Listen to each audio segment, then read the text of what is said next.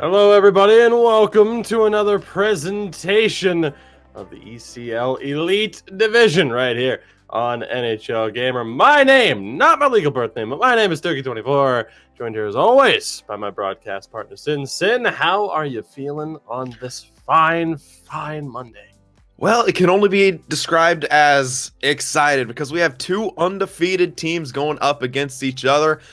Neither of them could be undefeated. One of them could still be undefeated. This is the big stakes matchup before we get to the playoffs. I mean, this is as big as it gets. I'm excited. Absolutely. It is last year's runner-up in HAVU Gaming, a perfect 10-0 on the season, taking on the newly rebranded JYP Jyvaskyla, also 10-0 on the season. Something's got to give between the top two teams as it stands in the Elite Division as you get a look at the team stats there. And Sin, obviously, when we're talking about HAVU, the complete game, the nature of their game, the style that they bring, I mean, it translates in the numbers. They are, arguably, obviously, even records, but arguably the top team in the league.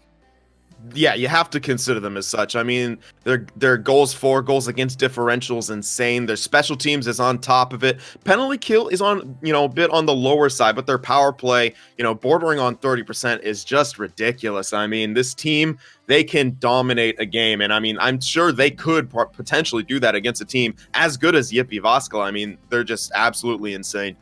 Again, HAVU tied for first in goals for per game. Outright in first in terms of the lowest goals against average, sixth in power play, seventh in the penalty kill. And I think the special teams could end up being a bit of a factor in this game as well. So the good thing is, I don't think we're going to have to wait too long for the start of this matchup. The anticipation is already killing me. Let's take a look at the lineups for today's game. Again, a quick two-game series at home to kick things off between HAVU Gaming and JYP Jyvaskyla. Will be covering a two-game series as well later on between Ghetto Firebirds and Farjestad. But for now, we focus on this gigantic matchup here. Pwanso, Dominante, and Player Kungan leading the way for HAVU Gaming, but Sin, the forward trio on the other side, I don't think they're going to be intimidated necessarily heading into this matchup.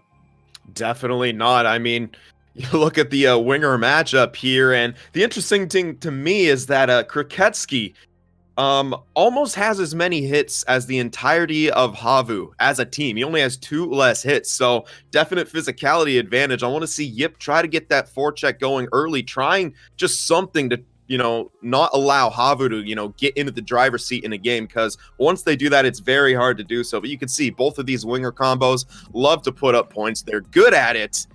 And, we're going to see the elite of the elite going head-to-head here. Absolutely. I mean, you want to talk about Pwanso and Kungan. Kungan second in points this season in the league. Pwanso tied for 9th as well with those 21 points. Of course, on the flip side, top 5 scorer in Kriketsky, a new addition to the team who has fit in so well. Indy, also top 10 in scoring. He is currently 9th. We have 2 other people to talk about, though, when we talk about the forward matchup. Let's get a look at these centers next. The battle between TB Nanti, who we'll probably just call Nanti, of course, throughout the majority of this, and Dominante. A bit of a size difference, perhaps, but both centers, as we always talk about, Sin, it is crucial for the centers to lead the way in that stealthy two-way game. But if you can also lead the way in terms of points, you're looking good to go. Dominante 4th in the league right now in scoring, but Nanti again 8th. Both of these guys can absolutely crush it right now. It's ridiculous. Again, between Dominante and TBN Antti. We'll go with Antti, of course, for the majority of this. Yeah, and, I really like one stat that we're not really seeing up here. We have it, but the fans may not know about it. Dominante, 6 game-winning goals out of 10 games played. Now, that is good enough for first across this entire ECL Elite Division. And that's something like kind of a clutch factor that comes up. He also has 56% on the faceoff. So Dominante stepping up in those big moments is a huge factor, I think, that will come up in this matchup. Winning those key face-offs, maybe getting a big goal when his team needs it to put them ahead or put a game away even. I mean, these are just, little things that maybe don't appear on every stat sheet, but are crucial in matchups like this. Absolutely. And speaking of crucial in a matchup like this, when you have forwards of this caliber, the spotlight is that much brighter on the back end. We take a look at the defensive matchup as well. Nasu and Vilikun for HAVU Gaming against Domi and Ilmari. Now, we, of course, have covered games involving both of these teams, and we talked about it. How would Ilmari fit back in? He's jumped back up from pro to elite, has that elite experience. He hasn't missed a beat. But, of course, with both of these teams, I think the factor is, the offensive game is there, but what about the defensive game? I would say in terms of offensive-style defensemen, though, Sin, these four can play that shutdown style as good as anybody. Definitely, and I think it's really highlighted with the work that Nasu and Ville do together on the points. I mean, they're both so responsible defensively, and at the same time, they know the proper time to lead the rush. They're not necessarily looking for it constantly, and I think that sets them apart. You see a lot of these offensive defensemen look for ways that they could join the rush. Nasu, Ville kind of let the game come to them, join the rush, lead the rush when it calls for it. And on the flip side, Ilmaro, Domi, both very good at that as well, but I want to, I think Domi back there, he has tied for the most in penalty minutes, so he's going to have to stay out of the box because, as you mentioned, defense is going to be very important in this matchup. And if he starts going to the box, leaving his team shorthanded and, one of the forwards has to step back on defense, not that they aren't capable in it, but it does lead their team at a disadvantage, especially against HAVU. And that brings us to the goaltending matchup, perhaps the most important matchup of all when you talk about offense. Offenses of this caliber. And Sim, we have two of the best that this league has to offer going head-to-head. Again, something's got to give between these two undefeated teams, Hanselinho and Sibelius, if I am not mistaken. Again, if we get some names wrong, we'll adjust on the fly. But a battle between a great beard and someone who can rock a backwards hat better than I've seen.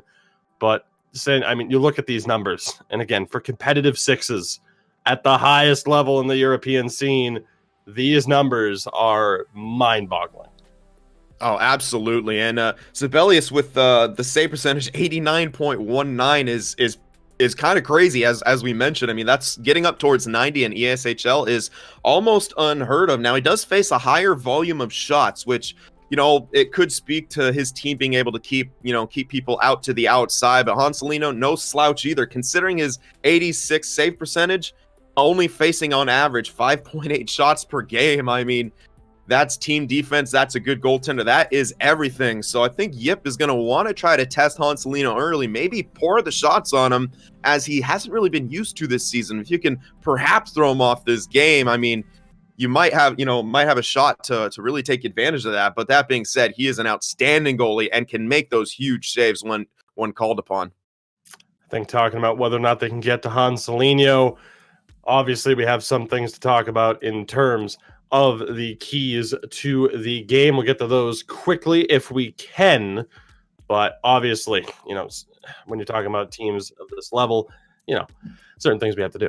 And indeed, we do get a look at the keys to the game. HAVU Gaming. Sim, we start off recipe for success. And we were talking about it before the start of this broadcast. What is the key for HAVU? And it really is to just keep doing what you're doing when you have that top offense and that top defense. And of course, that brings us to puck control. And we're going to talk about it with JYP Jyvaskyla, the physicality that they bring. Best way to counteract that, keep up with that quick cycle. Do what you do and take advantage of the open opportunities that are going to be there if you ultimately do go for that extra bit of physicality. And then, of course, the chemistry. HAVU, been playing together for a long time. Such a solid team. Again, made it to the final last year. But obviously, JYP Jyvaskyla, top-notch players. They wouldn't be 10-0 otherwise. We'll see what happens and whether or not that ultimately pays off. Which brings us to the key points for JYP Jyvaskyla. And Sin, what stands out here in terms of the counterbalance for what we saw with HAVU, and I guess just your general thoughts on the keys to success for both teams? Yeah, you know, they have to find a way to play their game. They have to assert themselves. They cannot let HAVU be comfortable at all times. You're not going to really take the game away from HAVU. They're just too good for that. So you have to find little instances where you can, you know, sort of play your game, steal it away from them, and try to, you know, build some momentum off it, and perhaps start to kind of snowball in there. And discipline, going to be a huge factor. We mentioned Kruketsky having all those hits, 129, when all of HAVU only has 131. And, you know, Doomy on the back end, you got to stay out of the box as well. So, you know, you can't give HAVU all those opportunities because it will come back to bite you. And the last key, of course, shots. You have to test Hanselinho. I mean, HAVU only allowing 5.8 shots per game is ridiculous. You need to be trying to shoot that average up a bunch in this matchup. Shoot from the points, shoot from odd angles, anything and everything, trying to just get Hanselinho moving around. Now, as much as you said, you know, shots from awkward angles might not generate the highlight level plays that you might want to create. But ultimately, at the end of the day, again, when you have two teams of this caliber, both teams are going to stay undefeated. You need to get any goals that you can. But when we have teams of this caliber, you almost expect the highlight reel goals. And that brings us to our play of the week. We've seen in the past what the likes of Playmaker can do. Wonder what the play of the week is for this week, Sid.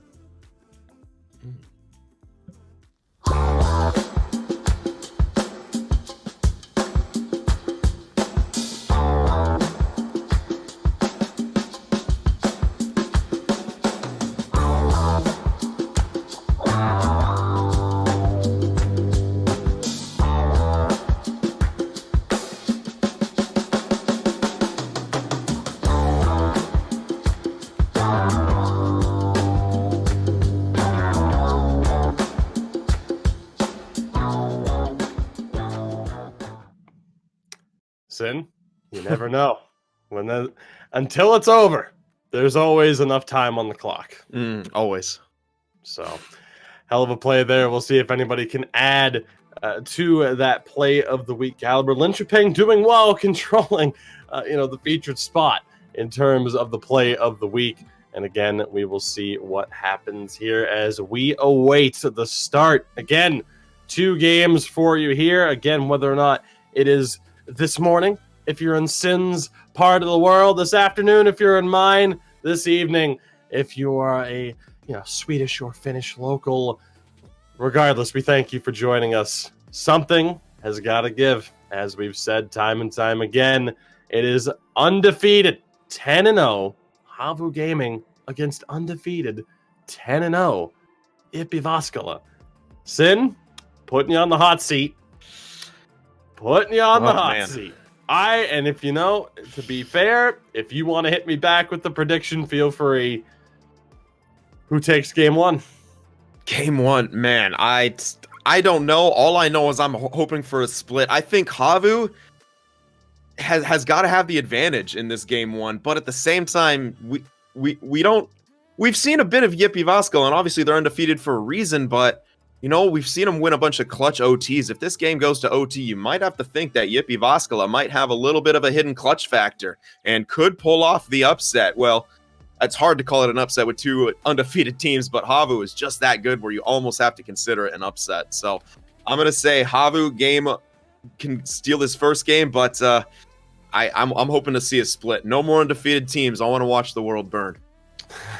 Again, in the last games that we covered for HAVU, we have seen them, be able to take out top teams. SJ Gaming were up there. We saw an utter destruction of SJ Gaming at the hands of HAVU. So very intrigued to see how this goes down. Again, we are just about ready for the start of this series. And, I can't help but agree. I do think HAVU is the more likely to take this first game. But it would be very interesting and would certainly shake things up if ultimately both teams were to be handed their first loss of the season. We are ready to get things underway. One of these teams will fall. That perfect record will be no more. But it's time to see who is going to falter first. JYP Jyvaskyla in the black, HAVU Gaming in white.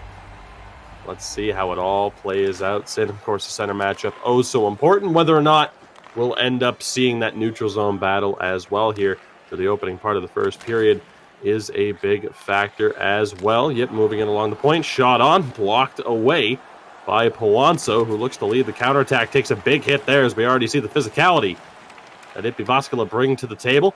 Still battling for it, though, in the offensive zone is Kungan all over the puck right now. Great forechecking pressure from the captain. Still battled on now down in the corner. Kicked out to the point. Along the half wall, Villikun has a little bit of trouble with it. And Yip are on the counterattack, but not for long. As Sin, we have seen, the key styles already coming to play. That relentless forechecking pressure, but also the physicality from Yip. Yeah, and we're already seeing those layers of defense that HAVU has. They're forechecking the offensive zone. They're clogging up the neutral zone. And if Yip gets close to that blue line, they have 2 or 3 bodies there to force the turnover. Excellent start so far for HAVU. Great job there to neutralize that dump and chase attempt set up by Nasu. Big hit there from Flyer. Now he's back in possession. Dishes it off to Dominoiti.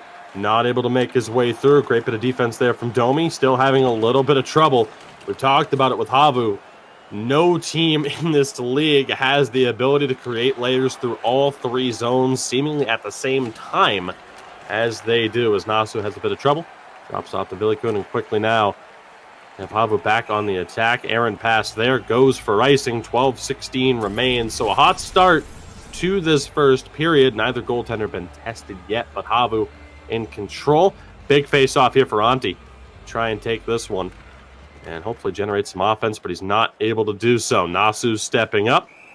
Looks for space, and a little bit of miscommunication there with Flyer. Kungan is offside. Very intriguing to see, of course, that center matchup. Dominoiti, 56% on the draw this season to Antti's 50. So a relatively close matchup, all things considered. Let's see how that one plays out. Kroketsky tries to get it low. Flyer Kungan there to take it away. Now again, HAVU looking to get that clean breakout. Nasu biding time, dishes it off to Villikun. Now Flyer Kungan again has that space, sends it down low. In the corner, around the back of the net. Powanso has it, loses it though to Ilmari. And HAVU, an uncharacteristic penalty. Yip are going to be going to the power play. Sin, this is exactly what they needed, but they still have a chance here on this possession. Of course, we won't be seeing Sibelius go to the bench for the extra attack of the AI. More than likely just gets in the way. Opportunity on the near post! And he scores! Who needs a power play? Jyvaskyla, out of nowhere, off the delayed call, find a way to get the opening goal of this game. Antti makes it 11 goals in 11 games. Wow, and I was ready just to talk about, HAVU Gaming maybe not being the strongest of penalty-killing teams, but Jyvaskyla says we don't need a power play. Tuck it in on Hanselinho right there. Maybe unfortunate for him a bit. He had to kind of play the pass and the shot at the same time, and when you chase 2 rabbits, sometimes you lose one. A great play from Jyvaskyla to slow things down, not just want the whistle to take the penalty, look for a chance, and they capitalize on it. Their first attack of the game, and it pays off. D-to-D pass doesn't pan out there. Kroketsky able to get it. The play not coming together. Now, back on the attack. One-timer from the point, blocked well by Flyer Kungan. We'll see how HAVU are able to respond. Not a great start in the immediate aftermath of that goal. Again, Antti, his 11th goal in as many games. Jyvaskyla have the lead early on here in the first period. Very surprising with how the first 10 minutes played out. Great stick lift there from Domi to deny the opportunity for Dominoiti to pick that one up. Great job thus far by that defense. Yeah, absolutely perfectly timed stick lift. If he didn't get that off, that's a partial breakaway, and you do not want to give a team like HAVU too many of those sort of chances because they will begin to bury them. Over the line, thrown in front, just away from the reach of Powanso. But HAVU getting right back to their game and controlling. As we talked about, Jyvaskyla able right now to play that defensive game. Very impressive thus far. Kroketsky, spin, ditches it off, test Hanselinho on the short side, Indy scores! Jyvaskyla out of nowhere, 2 opportunities and 2 goals. What a start. Absolutely what they need. This is huge for Jyvaskyla. They have to take control of the game early, and Well, they're at least taking control on the scoreboard. HAVU still looking very strong in the gameplay side of things, but the chances that JYP Jyvaskyla are getting, they're making no mistake in that short side. Seems to be a point of pressure for them. They keep testing it, and 2 goals have gone in. A huge goal right there to give them the 2-goal margin. Indy burying that one, and Hanselinho being tested maybe a bit more than he's used to, and maybe succumbing to the pressure a bit here. HAVU's going to have a response. They need it quickly. See if they can get it. Puanzo with that possession. Going to try to dish it back down low, and it doesn't work out. 1:30 to go here in this first period. Opportunity there on the cut in front, taken away. Antti nearly able to find the space. Quick final minute here. We'll see what HAVU are able to do with this possession. Big turnover there from Nasu, and a chance now on the counterattack. A little bit of miscommunication at the line. HAVU back in possession. 4 seconds left. Puanzo shoots, blocked up. Second opportunity for Flyer Kungen, but it just doesn't come together. A spectacular start for JYP Jyvaskyla. 2 shots, 2 goals. The ruthless efficiency you would expect to see from a team that's undefeated, again, at 10-0 on the season. Yeah, and, as this game was kind of, the matchup was building in intensity, waiting for it, we're maybe all wondering, is JYP Jyvaskyla kind of the real deal? If they go up against a team like HAVU, can they kind of prove that they are up there with the elite of the elite? And so far, all signs point to yes. And HAVU, maybe uncharacteristically on the back ropes here, is slow starter. Maybe JYP is just that good. Maybe they are the real deal here. It'd be very interesting to see how this game progresses on. There still is 2 periods. Plenty of time for HAVU here, to strike back and, maybe start, asserting their own game a bit more here. But JYP doing a great job so far. We talked about HAVU. Opportunity here. Shot on, just healed. Unfortunate shot there from Kraketsky, but we will be seeing the JYP Jyvaskyla power play. Dominoiti to the box, so a huge opportunity for Antti here on the draws. 3-3 at this point. And a great job again, Flyer Kungen. That's one thing that HAVU do so well. Kungen very solid on the draws. Opportunity here. Charges the net, saved by Stabelius. Tested for just the 2nd time in this game. So we're going to see here what the power play looks like. Dishes it down low again. Opportunity thrown in front. Just doesn't quite go through for Elmari, who is stepping up into the play. This puck sent all the way down. 45 seconds remain on this man advantage. Yeah, good kill so far from HAVU. That was a really strong block from Nasu there to go down with the LB and block the pass to the slot. Shot on, saved by Hanselinho, his first of the game again. Testing that blocker's side. Hanselinho able to make the kick save and keep this a 2-goal game. We talked about HAVU being favorites to potentially win it all. This is the type of character-building win that we need to see. Shoulder save by Hanselinho again off the rocket shot from Kraketsky. Dish back to the point. We're back to 5-on-5. Steps in. Shot just wide of the post in front. Again, saved by Hanselinho. Robbing Kraketsky. One-timer from the point just wide. What a threat. A series of shots from JYP Jyvaskyla. Whether they were wide or stopped. Chance here. Flyer Kungen not able to dish it back in front. HAVU Gaming playing with fire. Indy stepping in. Tries to throw it in front. Still loose. Flyer Kungen able to recover. HAVU back on the attack. End-to-end hockey in the early stages of the 2nd period after a successful kill. Dominoiti throws it through the middle, and it goes all the way back to the HAVU zone. Wow, just a torrid pace here. HAVU really opening it up here. We haven't really seen them having to do this. They've never really been down in a game. But here they are really having to get aggressive and maybe play a bit out of their comfort zone. And JYP Jyvaskyla counterattack is capitalizing on that. Off the skate of Indy in the corner, back to the point. Amari Domi shot, rebound opportunity. Hanselinho is there after making the initial save. Huge chance in front of goal again for JYP Jyvaskyla. Sim, we talked about it. Shots, shots, shots.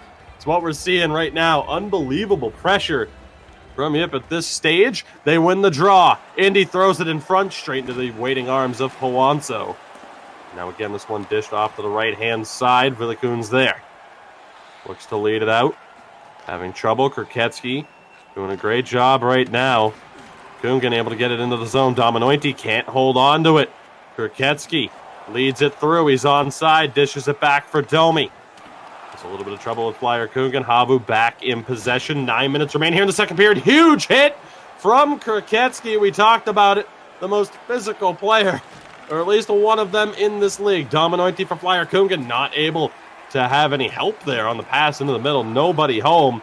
Don't know if that was even an intended pass. Again, off of another display of physicality from JYP Jyvaskyla, and a chance here now for Domi to lead in. Takes the hit to make the play. But the puck ultimately ends up in the hands of HAVU Gaming yet again, but this will be offside. 6:40 remaining here in the second period. The first game of two between two undefeated teams. Again, both teams 10-0. Right now, it's JYP Jyvaskyla who look like they are on the verge, if this keeps up at this pace, of keeping that undefeated record.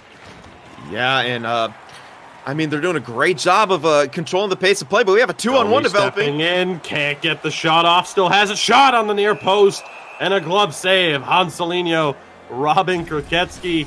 Sin, it's a game like this where I try to help you get a word in edgewise, but sometimes the plays can develop so quickly, it's not often easy to do so. As we see Dominointi win this draw. Now again, we'll see what HAVU Gaming are able to do. How crucial is it, Sin, for them to get a goal here before the end of the period? Although, you might not have a chance here. Odd man rush developing. Chance for Indy. Saved by Hanselinho. They tested the blocker side again. Hanselinho, a much better job here through the back half of the second period. HAVU back in possession, though. Billy Kuhn has trouble with Kroketsky. HAVU, though, still in possession. Pawanso now looks to fend off the physicality. Flyer Kungan shot. Blocker save. Second chance may develop here. Great job, though, by Kroketsky to take it away. Final 2 minutes of the period. Elmari stepping up with pace. Tries to send it across off the pads of Hanselinho, but he's able to cover with 1:36 remaining here in the second period. Sin, we'll wait and see what the result is here of this face-off before I try to turn it over to you. Face-off, one shot saved by Hanselinho, but boy, did he leave that space open, perhaps expecting the quick pass to Kroketsky. This is almost the opposite of how I thought this game was go. I thought it would be HAVU with the control and Yip trying to fight their way back into it, but opportunity blocked wide. Another quick chance developing. Chance, one-timer and a save by Hanselinho, robbing Indy. Final 30 seconds. It's a fast final minute, of course, to the first two periods. Yip back in possession, they lose it. Pawanso for Dominointi. Great job by Domi. 5 seconds remain. Dominointi can't get it in front. Flyer Kungan can't get it in front. And JYP Jyvaskyla 2-0 at the end of 40 minutes of play. I don't think I've ever seen HAVU seemingly this out of a game. The score is close, but all credit in the world to JYP Jyvaskyla thus far, Sim. It's absolutely kind of scary. We're seeing JYP Jyvaskyla completely take it to one of the best teams, if not considered the best here. And I mean, even the finals last year, Linköping versus HAVU, I don't remember HAVU kind of looking so far out of a game. JYP Jyvaskyla just completely throwing everything at them. The stat line shows it. 11 shots to 3, so they are trying to shoot the puck on the net. 2 goals to stand for it, and defensively, they're cutting off everything that HAVU likes to do. The down-low cycles. They're even sending defensemen behind the net. Chance here. Indy tries to cut back in front. Antti was there. Wasn't able to find him. And HAVU, this is going to be close. Pawanso races. Icing nullified. Don't know if that was ever even called, but now here's Kroketsky for Yip. And again, it's Indy. Dishes it back for Domi. Not able to get it in front. Recovered. Still battled on for, and HAVU come up with it. Again, perhaps desperation starting to set in. Still plenty of time to work with, though. Opportunity now back to the point. One-timer and a big glove save. Sibelius was there. Not tested all that often, but coming up with the saves when called upon thus far, as we get another crucial offensive zone draw for Dominointi and HAVU to tie up. HAVU come up with a shot just wide. A rocket from Flyer Kungan. Just couldn't pick that top corner. But again, HAVU back in control, trying to find that first goal. Shot from Dominointi doesn't go through. Domi, couple of quick passes here. HAVU back in possession. The neutral zone trap game working out for them. Down low, picked off well by Domi.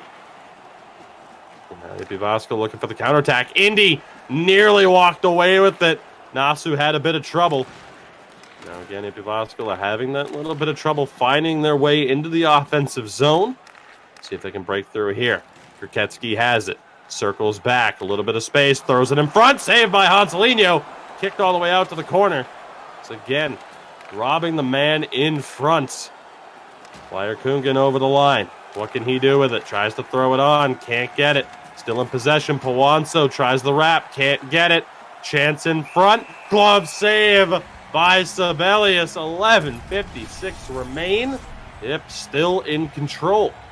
And they have done their homework. We saw HAVU getting, that behind the net, and then they have two, those close one-timer options to send it to, and Yip is cutting that off. And in a rarity in ESHL, do you send a defenseman sort of behind the net because it's so easy to get caught back there? But they're doing it because they know what HAVU wants to do. Chance in front, goes wide. Still fought on for. Kruketsky has it. Fought off well by Villikun. Again, now HAVU running out of time halfway through this third period as the puck's dumped in. Recovered by Domi. He'll look to make the play. Dominointi in his face, and he's able to maintain his composure. Chance here now, though. Pawanso off the turnover. Back to Nasu. One-timer. Big save by Sibelius. Somehow tracking that puck through all the traffic. Another gigantic save. Kruketsky back in possession. Can't find Antti on either pass attempt. Now again, HAVU able to gain the line, but what can they do with it? Pawanso shoots! The rebound kicked out by Sibelius. Still fought on for by Flyer. Coming up with it, though, is Kruketsky. Another turnover. HAVU doing well on the forecheck, but still not able to find an answer offensively. Chance again here now. Kruketsky dishes it back to the point. Shot on! Save by Hanselino. We have an injured player down for Jyvaskyla. Domi is down, but HAVU not able to make the most of it. 5 minutes remain here in the third period.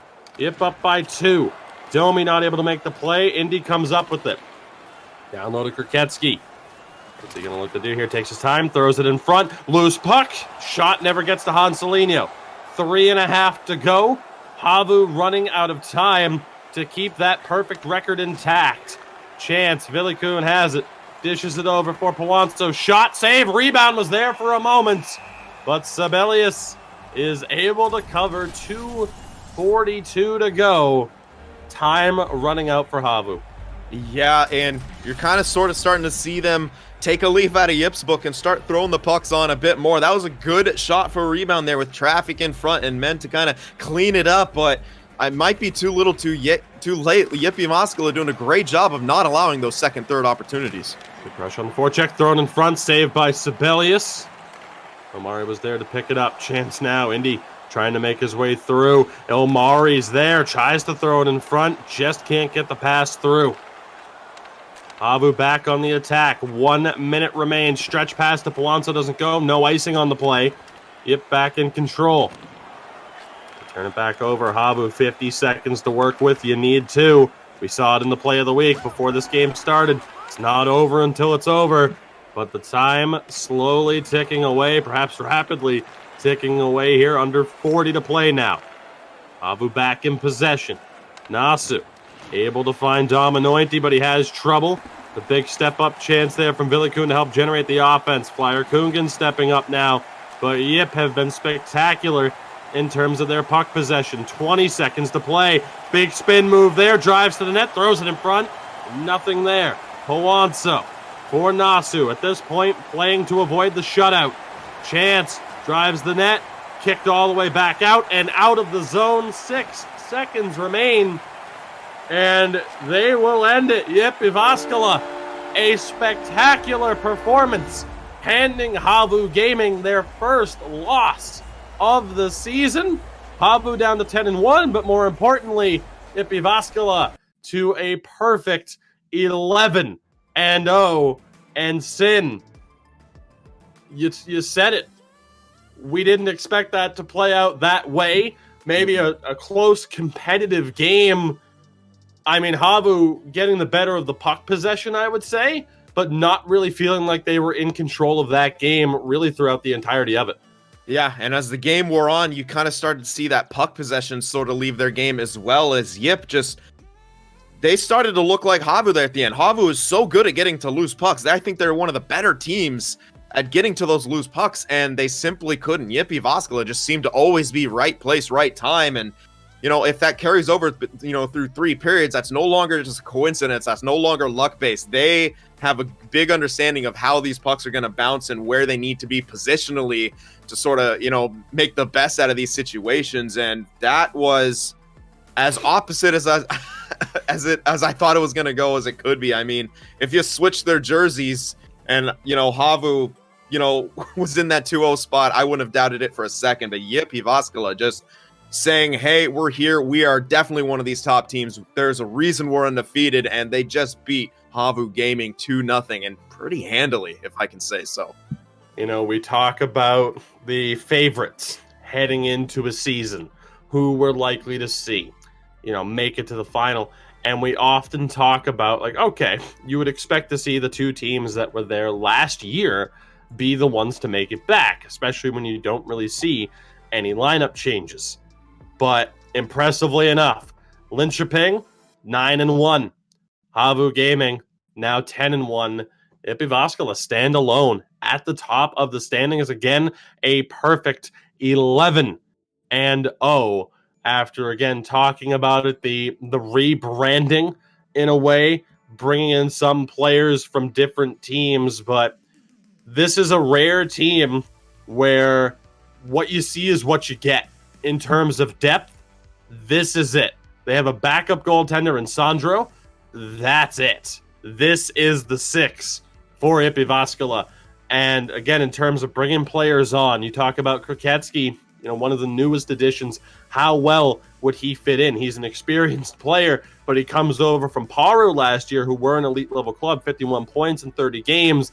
And of course, he's fit in perfectly. Everything is coming up Millhouse for JYP Jyvaskyla. And they are, again, at the top of the standings right now. Spectacularly done, all things considered. That brings us to HAVU. And normally when we talk about, okay, a team, you just got shut out, that's something as well that we didn't really emphasize because, of course, we both don't like to put that... We don't like to jinx it mid-game. And oftentimes a scoreline can be a little bit more surprising, I think, than a shutout, which is shocking, given the circumstance. Again, you talk about high-level 6s, you still, again, talking about a team that was tied for first in offense and had the best defense in HAVU, the shock of them losing 2-0, obviously the word shutout might not immediately come to mind, but again, Sibelius now, 4 shutouts through 11 games, that save percentage now at, if not approaching, a 90, which is, again, you want to talk about like normal 6s, normal EASHL 6s. If you're up to like an 80, you're happy with that. In a level like this, if you're at an 80, you're still probably happy with it. But if you're hitting a 90, I mean, what more can you say? I think that speaks for itself. When you're approaching numbers where, certain NHL backups would be like, yeah, I'm giving my team a chance to win. In this game, that is beyond impressive. Mm-hmm. So to go back to the original points, with HAVU, it's just talking about, like, oh, well, what do they have to do? What adjustments do they have to make? I mean, if there's a team that knows how to make the adjustments, it's them. But I think just the stunning nature of how that game played out has us both reeling still at this point. Yeah, absolutely. It's almost... You made an NHL reference, so I'm going to throw one right back at you. It's almost like a team who sweeps their first-round opponent, goes up against someone who just played 7, and the team who comes out the hardest is the team not rested. The team who just played 7, because they're still kind of in that zone. They don't have to find that mentality. You can maybe argue that's a bit of what is happening here. HAVU Gaming has almost, I don't want to say coasted, but they kind of have coasted through the beginning of this season. JYP Jyvaskyla has had a bit of a harder road.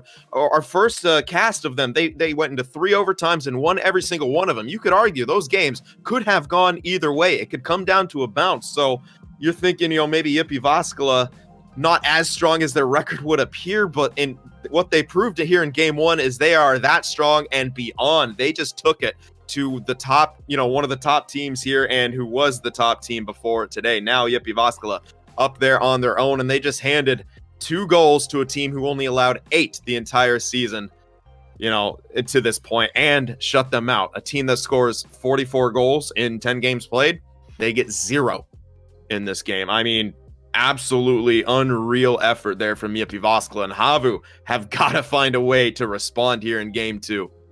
Again, an absolutely stunning result. If you missed it, both teams 10-0 heading into that first game. JYP Jyvaskyla, a 2-0 shutout victory off of the back of a tremendous start, scoring on their first 2 shots of the game in the first period. So shocking to see that, and how it played out.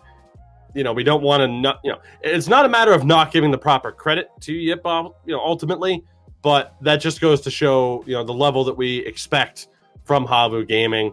As you get an updated look at the goaltender stats following that game. And again, it is confirmed, Sibelius up to at least a 90 save percentage on the season. Absolutely spectacular. Again, an uncharacteristic game from Hanselinho. However, I think the key thing to talk about here is that scoreline, some rough luck for HAVU offensively, but ultimately that scoreline could have been a lot worse, because there was a point in the second period where JYP Jyvaskyla were all over them. I mean, had it been a 5-0 scoreline, I don't think I would have been surprised.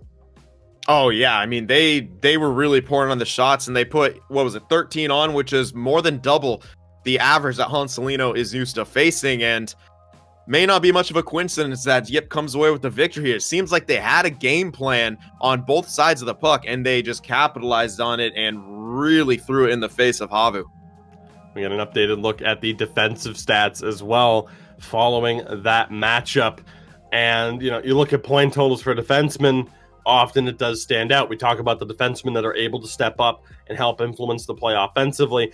And it's not that either, defensive pair wasn't involved offensively for their teams. They absolutely were.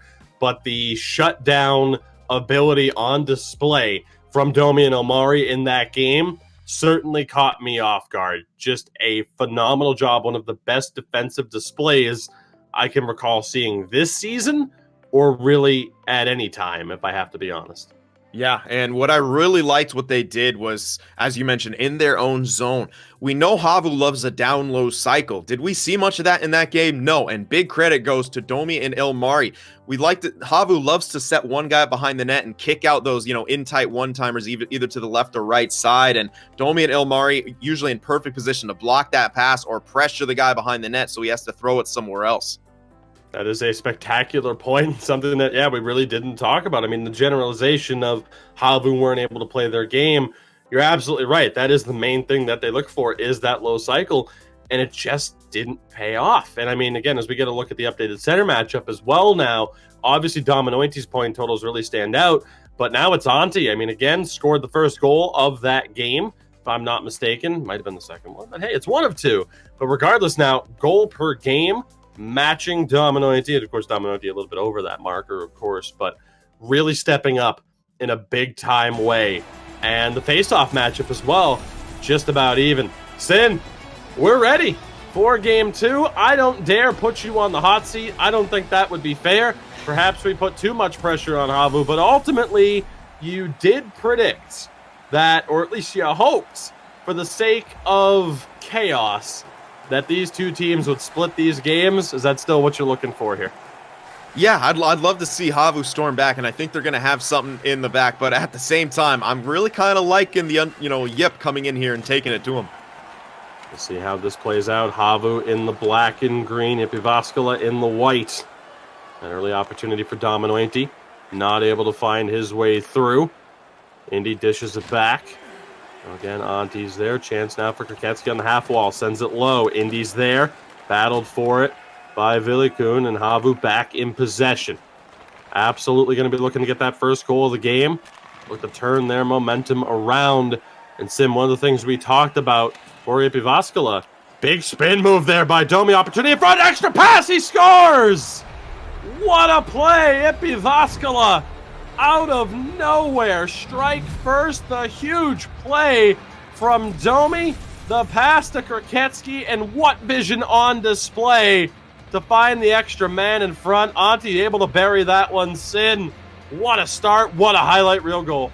A huge start there for JYP Jyvaskyla, once again scoring early on and almost seemingly catching HAVU napping there. It seemed like they may have wanted to, sit back a bit and look for that slower trap game start, but JYP Jyvaskyla says, we're keeping the pressure on, and Domi takes it upon himself to weave his way into the zone, and he's the one who initiated that play. Great in-tight pass for the one time and the score, but Domi, that play does not happen without him. Indy with that goal, now his 9th goal in 12 games. Of course, 7, 8, 9 up front for JYP Jyvaskyla. Chance, opportunity, puck still loose. Chance again doesn't find its way on goal. Chance here for JYP Jyvaskyla on the counterattack. Indy back to the point. Domi is there, throws it in front. Chance saved by Hanselinho. Another opportunity though. JYP Jyvaskyla still in possession. Nasu comes up with it, turns it over. Indy brings it down low. Sends it to Kraketsky. Shot on. Saved by Hanselinho. And HAVU will look to counterattack. What an opening goal that was, though. Again, we talked about the defensive effort in that first game from Domi and Omari, but how neither team really were shut down. Domi is absolutely lit up by Villikun. Perhaps a bit too fancy for his own good, but JYP Jyvaskyla still in the play. Indy finds Domi again. Ships it down low. Kraketsky's there. Fights off the pressure. Back down low. Throws it across. Saved by Hanselinho. Chance again off the back of the net. And HAVU back in possession as Villikun looks to slow it down. Yeah, and what JYP Jyvaskyla is doing here, they haven't changed a thing. They're still looking to kind of shoot it from anywhere and be aggressive, and that's what they need to do. Sometimes you win that first game, you can almost relax a bit and sort of take your foot off the gas, but we haven't seen that yet from JYP Jyvaskyla. It's a great job of being consistent so far. Again, shutting down the blue line. Domi back in possession here for JYP. Able to get it up. Quick pass there. Indy through the neutral zone. Now it's Domi over the line. Kraketsky going low for him. Domi back into the middle. Opportunity. Indy was there, not able to get the shot off. HAVU scrambling a little bit, but back in possession. 6 minutes to play here in the first period. Villikun throws it over. Poanso denied by the blocker of Sibelius. Huge save there for JYP's goaltender. Again, coming off of a shutout in game 1. And a big save there. Chance now again. HAVU, bit of space. Villikun stepping up. Drop pass. Quick pass back. Sends it in front. Doesn't get through. JYP Jyvaskyla doing a great job of shutting down those passes into the slot. Back in possession here. A couple of quick passes. Omari has it off the skates. HAVU back in possession. 3 minutes to play. Here's Flyer Kungan. The big spin. Back down low. Dominoiti looks to cut back. Pressure from Kraketsky. And for the moment, JYP Jyvaskyla back in possession. Quick passes here. HAVU being shut down. Again, uncharacteristically so. As we approach the final minute of play. Again, a fast minute on the clock. Nasu drops back. Bit of miscommunication. And we'll see if they set this up almost NBA style. Looking for that last shot. Basketball style, if you will.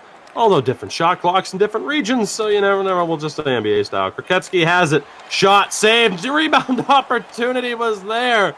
Hanselinho makes the save. And JYP Jyvaskyla, for the second time in as many attempts, carries a lead into the second period, picking up where they left off after a spectacular play from Domi and Sin. We talked about it. The team's defensemen on both sides, capable of those offensive plays. We didn't see it as much, but Domi pulls off the highlight reel play to help generate one hell of a goal that we could see on the play of the week in the future. Oh, definitely. I mean, it was an outstanding effort from him, and I want to kind of wind the clocks back to where he sort of tried to do it again.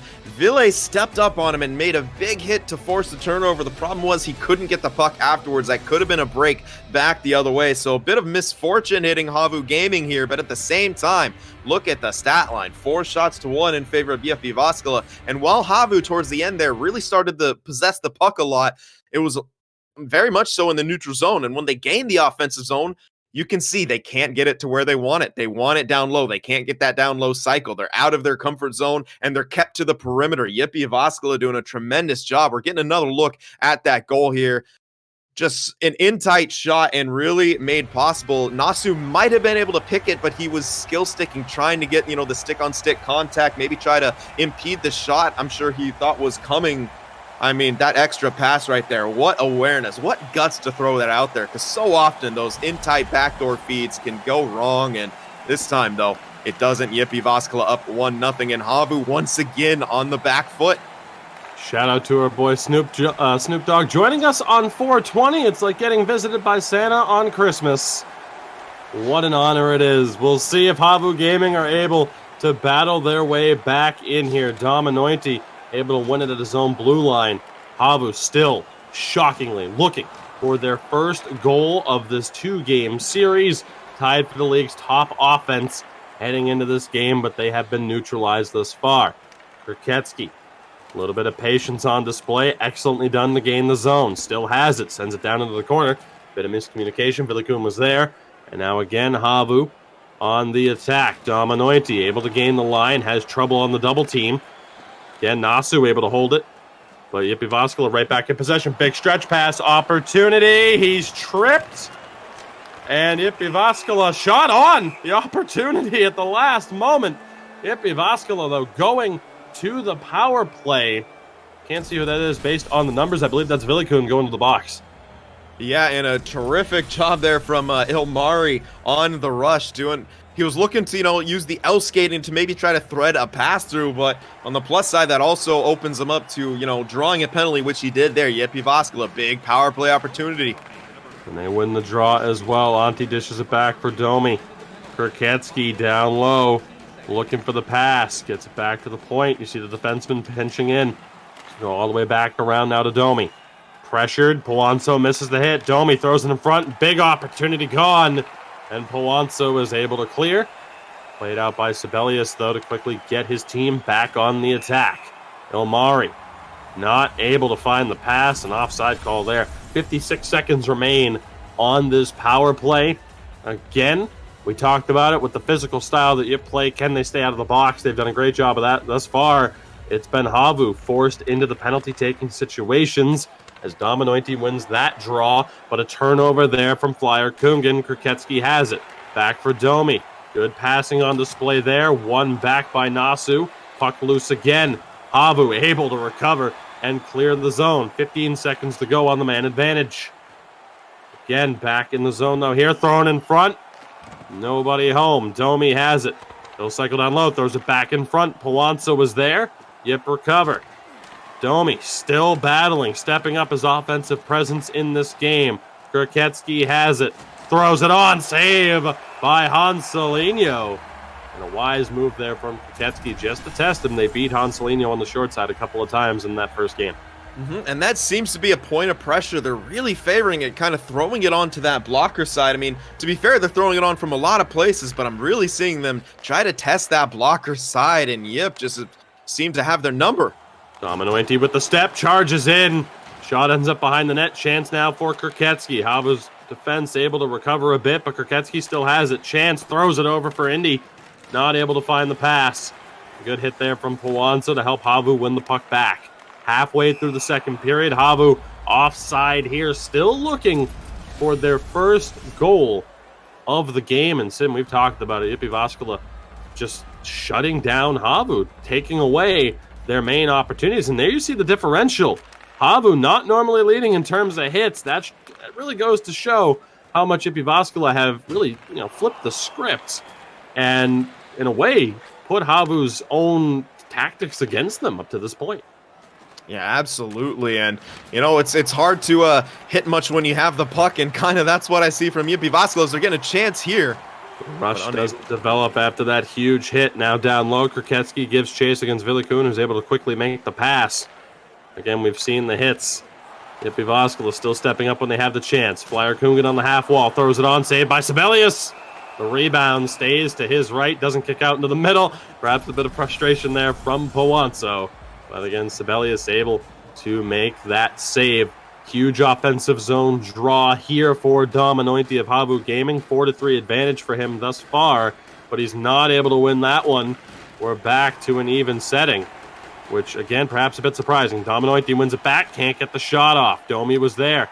tries to throw it in front. Trouble here. Shot saved by Sibelius. And a chop down low, but HAVU not able to recover. But perhaps something to build upon. Indy is gone. Shot. Tries the tuck, but not able to get it. Huge chances on both ends. 4 minutes to play here in this second period. As Dominointi throws it back to the point. Big hit there. Chance, save, rebound, and he scores! Powanzo finds space on the side somehow, some way. Huge hit at the point, but they're able to make the play. Powanzo has his 13th goal of the season. How he found space there, I have no idea, but HAVU finally have their first goal. Right place, right time, and a very good play from HAVU there. The couple passes to get, Yip out of the shooting lanes, put the puck on, and then at that point, you're just trying to keep throwing the puck on until you have to get back in the defense, and that's what HAVU did so well right there, swarming the net, looking for that rebound. That's what they needed. That's what they got, tying the game up here, and now they really have a chance to build off that, get some momentum back, but they got to get this puck off and get their game going. Chance here now. Domi dishes it back to the point. Indy looking for space, sends it back to his defenseman. Cycles his way all the way back up to the top. Domi, Elmari, the shot, save by Hansalino on the deflection bid. As his puck goes all the way down, poked away to neutralize the icing as we approach the final minute. Domi able to fish it out. Now again, it's Jyvaskyla on the attack. Antti is there. Actually, he's back in front. The opportunity for Amari. Chance in front. Hansalino trying to cover, and he ultimately finds it with Indy on the doorstep, poking away at it. 6.9 seconds remain here on April 20th because the memes are out in full force. Nice. Huge face-off here. Antti looking to win it in the offensive zone, and he does. Kurketsky, shot save, rebound, scores! Antti is there on the doorstep. Jyvaskyla have fought back after giving up the goal, and they reestablish the lead. Again, Sin, the period's not over until it's over. And that is why face-offs are so important. And Antti may not have the face-off percentage advantage over the course of the season, but the last few important ones to win, he has won, and that time gets rewarded with a rebound goal right out front. And if you're a center watching this, win the face-off, go to the front of the net, especially with that little time on the clock. Pays off right there for Jyvaskyla. 2-1 lead here at the end of the second. 3.2 seconds off of that face-off win is all it took. Jyvaskyla back up by 1 as we head to the third period. We'll get another look at the goal from Antti here. Off of that face-off play, they go for the rebound, and again, they find space on the blocker side of Hansalino.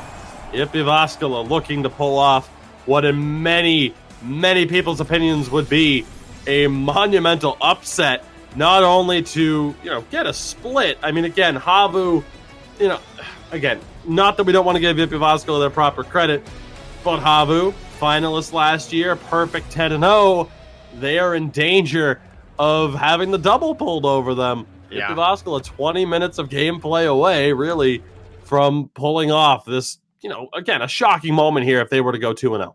Definitely, and they're almost tripling HAVU's time on attack, which is just not something you see happening to HAVU. They do not get outplayed. They do not get outpossessed, but here they are right now having that thrown at them. And, honestly, as you mentioned, coming into this, you'd think HAVU's either going to 2-0 or have a split, but right now, Jyvaskyla has themselves guaranteed the split and a major chance here in the last 20 minutes to get a 2-0 against HAVU, which is not something anyone expected here. So we might be seeing quite the upset, but Kurketsky stepping in. Hansalino down, survives that threat.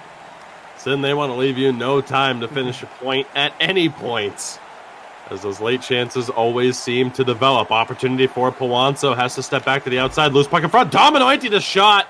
Looked like Sibelius got a piece of it with the glove. Huge opportunity there. Big hit from Powanzo. Seemingly got the worst of it, though, as HAVU able to win it back. Dominointi, the toe drag, looking to step in, not able to get the shot off. Puck still being fought for.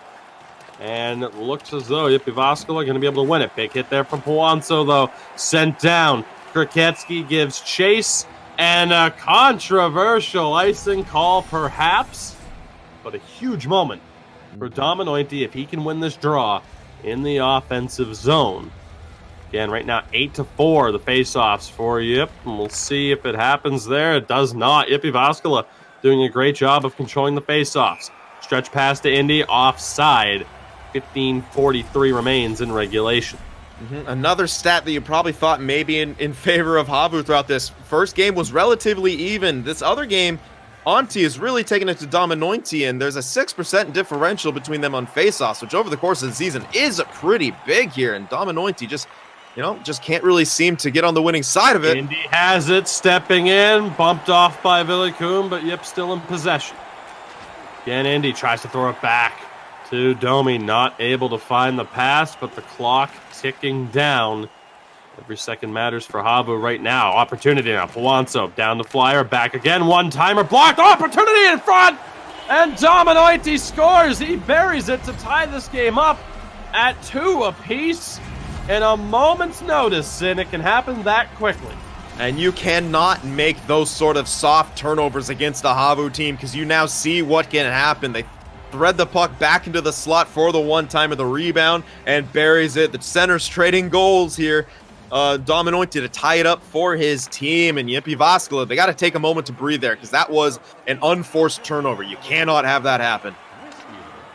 Again, right now, Yip looking. We've seen them respond once. Can they do it again? Indy tries to throw it in front. Flyer Kungan able to recover. HAVU perhaps back on the attack. Slowing down a little bit. Villikun not able to make the play. Dominointi back there to help assist. Another turnover there, though. Indy back in possession. Omari now has it. Steps in, down low, throws it back in front. Saved by Hansalino on the threats. 10:40 remain in a tie game at this stage. Again, JYP Jyvaskyla taking game 1 by the score of 2-0. HAVU able to tie this one up for the second time, but can they grab their first lead of the day? This one is going to go down for an icing, and we will reset.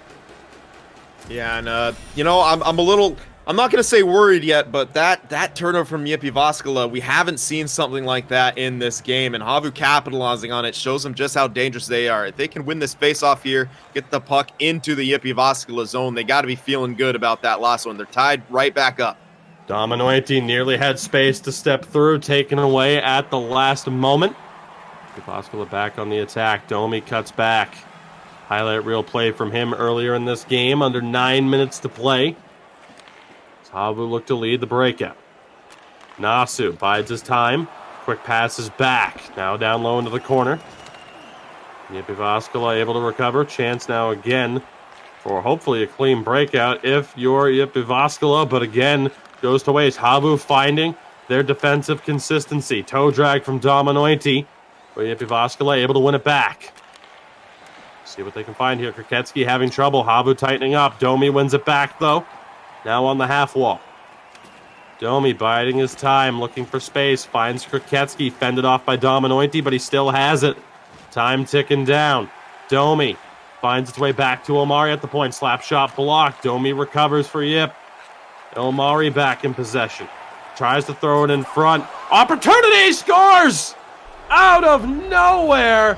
Antti has yet another goal for JYP Jyvaskyla, and they snatch the lead away with 4:28 remaining. A heartbreaking goal for HAVU and Hansalino in particular.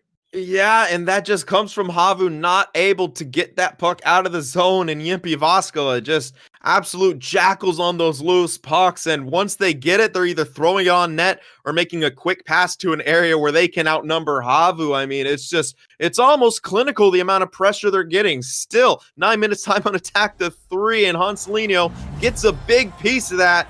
Got to be feeling, maybe a bit rough on that one, as maybe thinking he needed to have that one, but at the same time, his teammates got to get that puck out. Look at them, all 5 collapsed around the net. JYP Jyvaskyla still gets the puck, still gets the shot on, gets the goal, lead back in their hands. This sets up an interesting last bit of the period. Indeed, some bad luck for Hansalino thus far, but that's the risk you play when you play more of a centralized goaltending style. Chance for Kriketsky here, down in the corner. We'll look to cut in. Off the pad of Hanselino, doesn't go. 3 minutes remaining here in the third period of the second game. Dominointi looks to cut in, dishes it back. Billy shot blocker, save by Sibelius. HAVU still on the attack, wraparound chance! Flyer Coogan tucks it!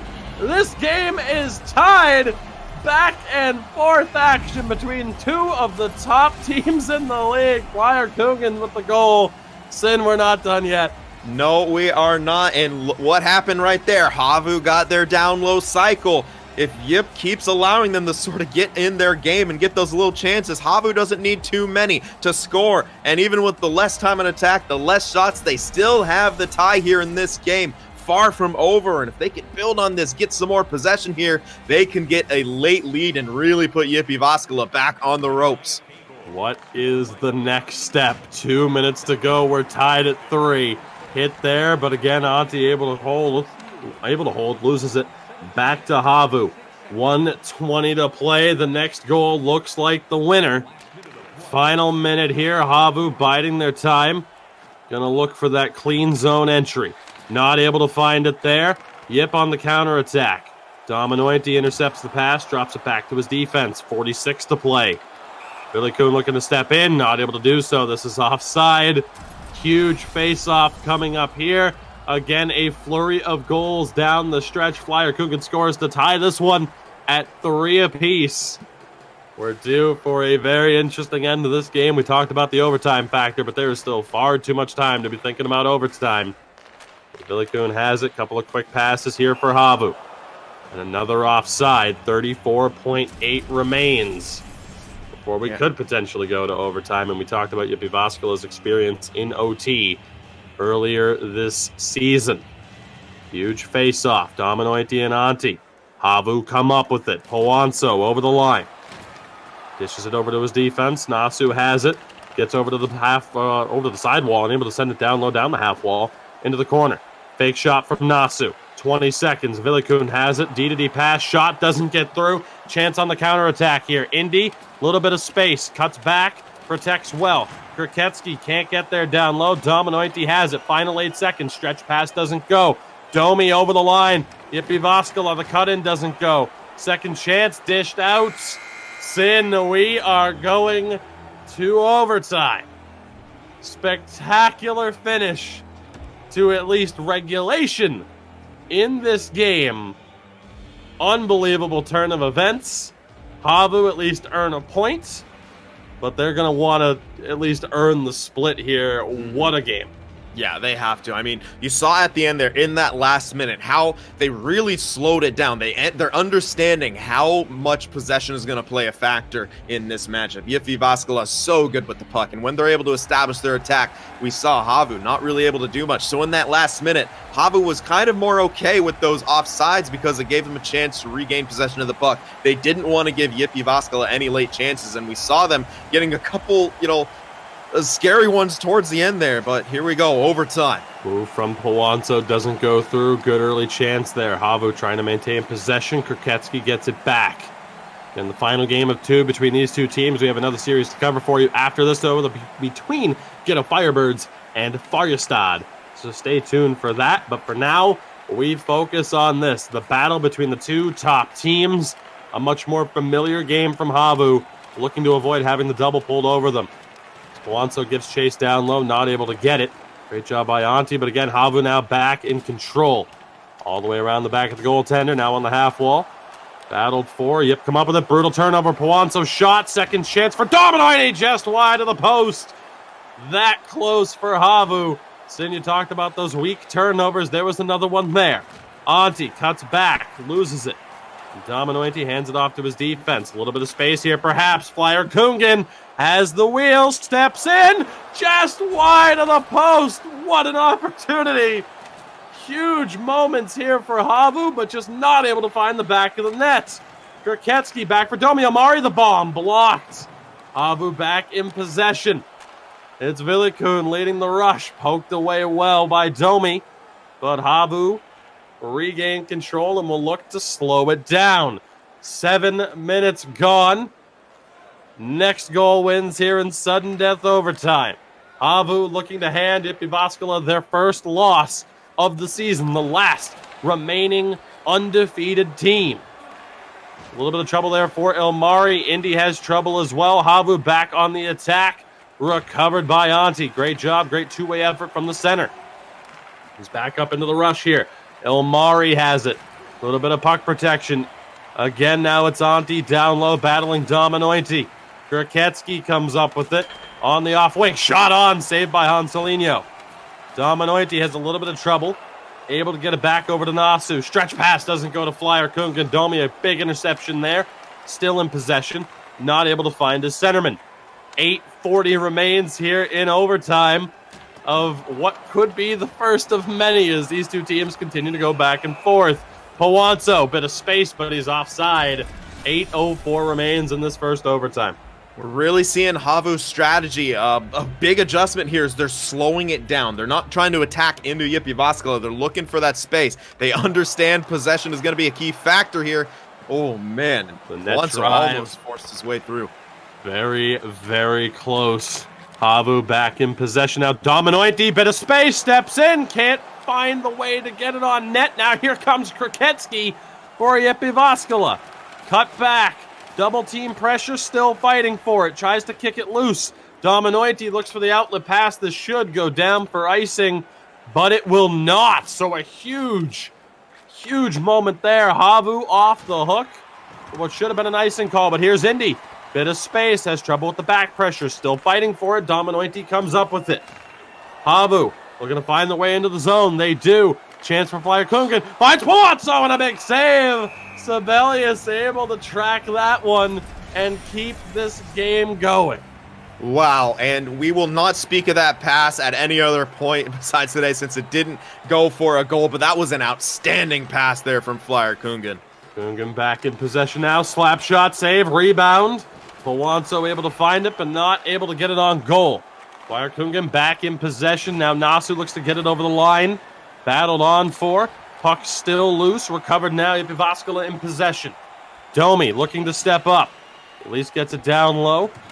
Recovered by Nasu as Jyvaskyla backing up, looking to settle for the trap. Under 2 minutes remaining here in this overtime.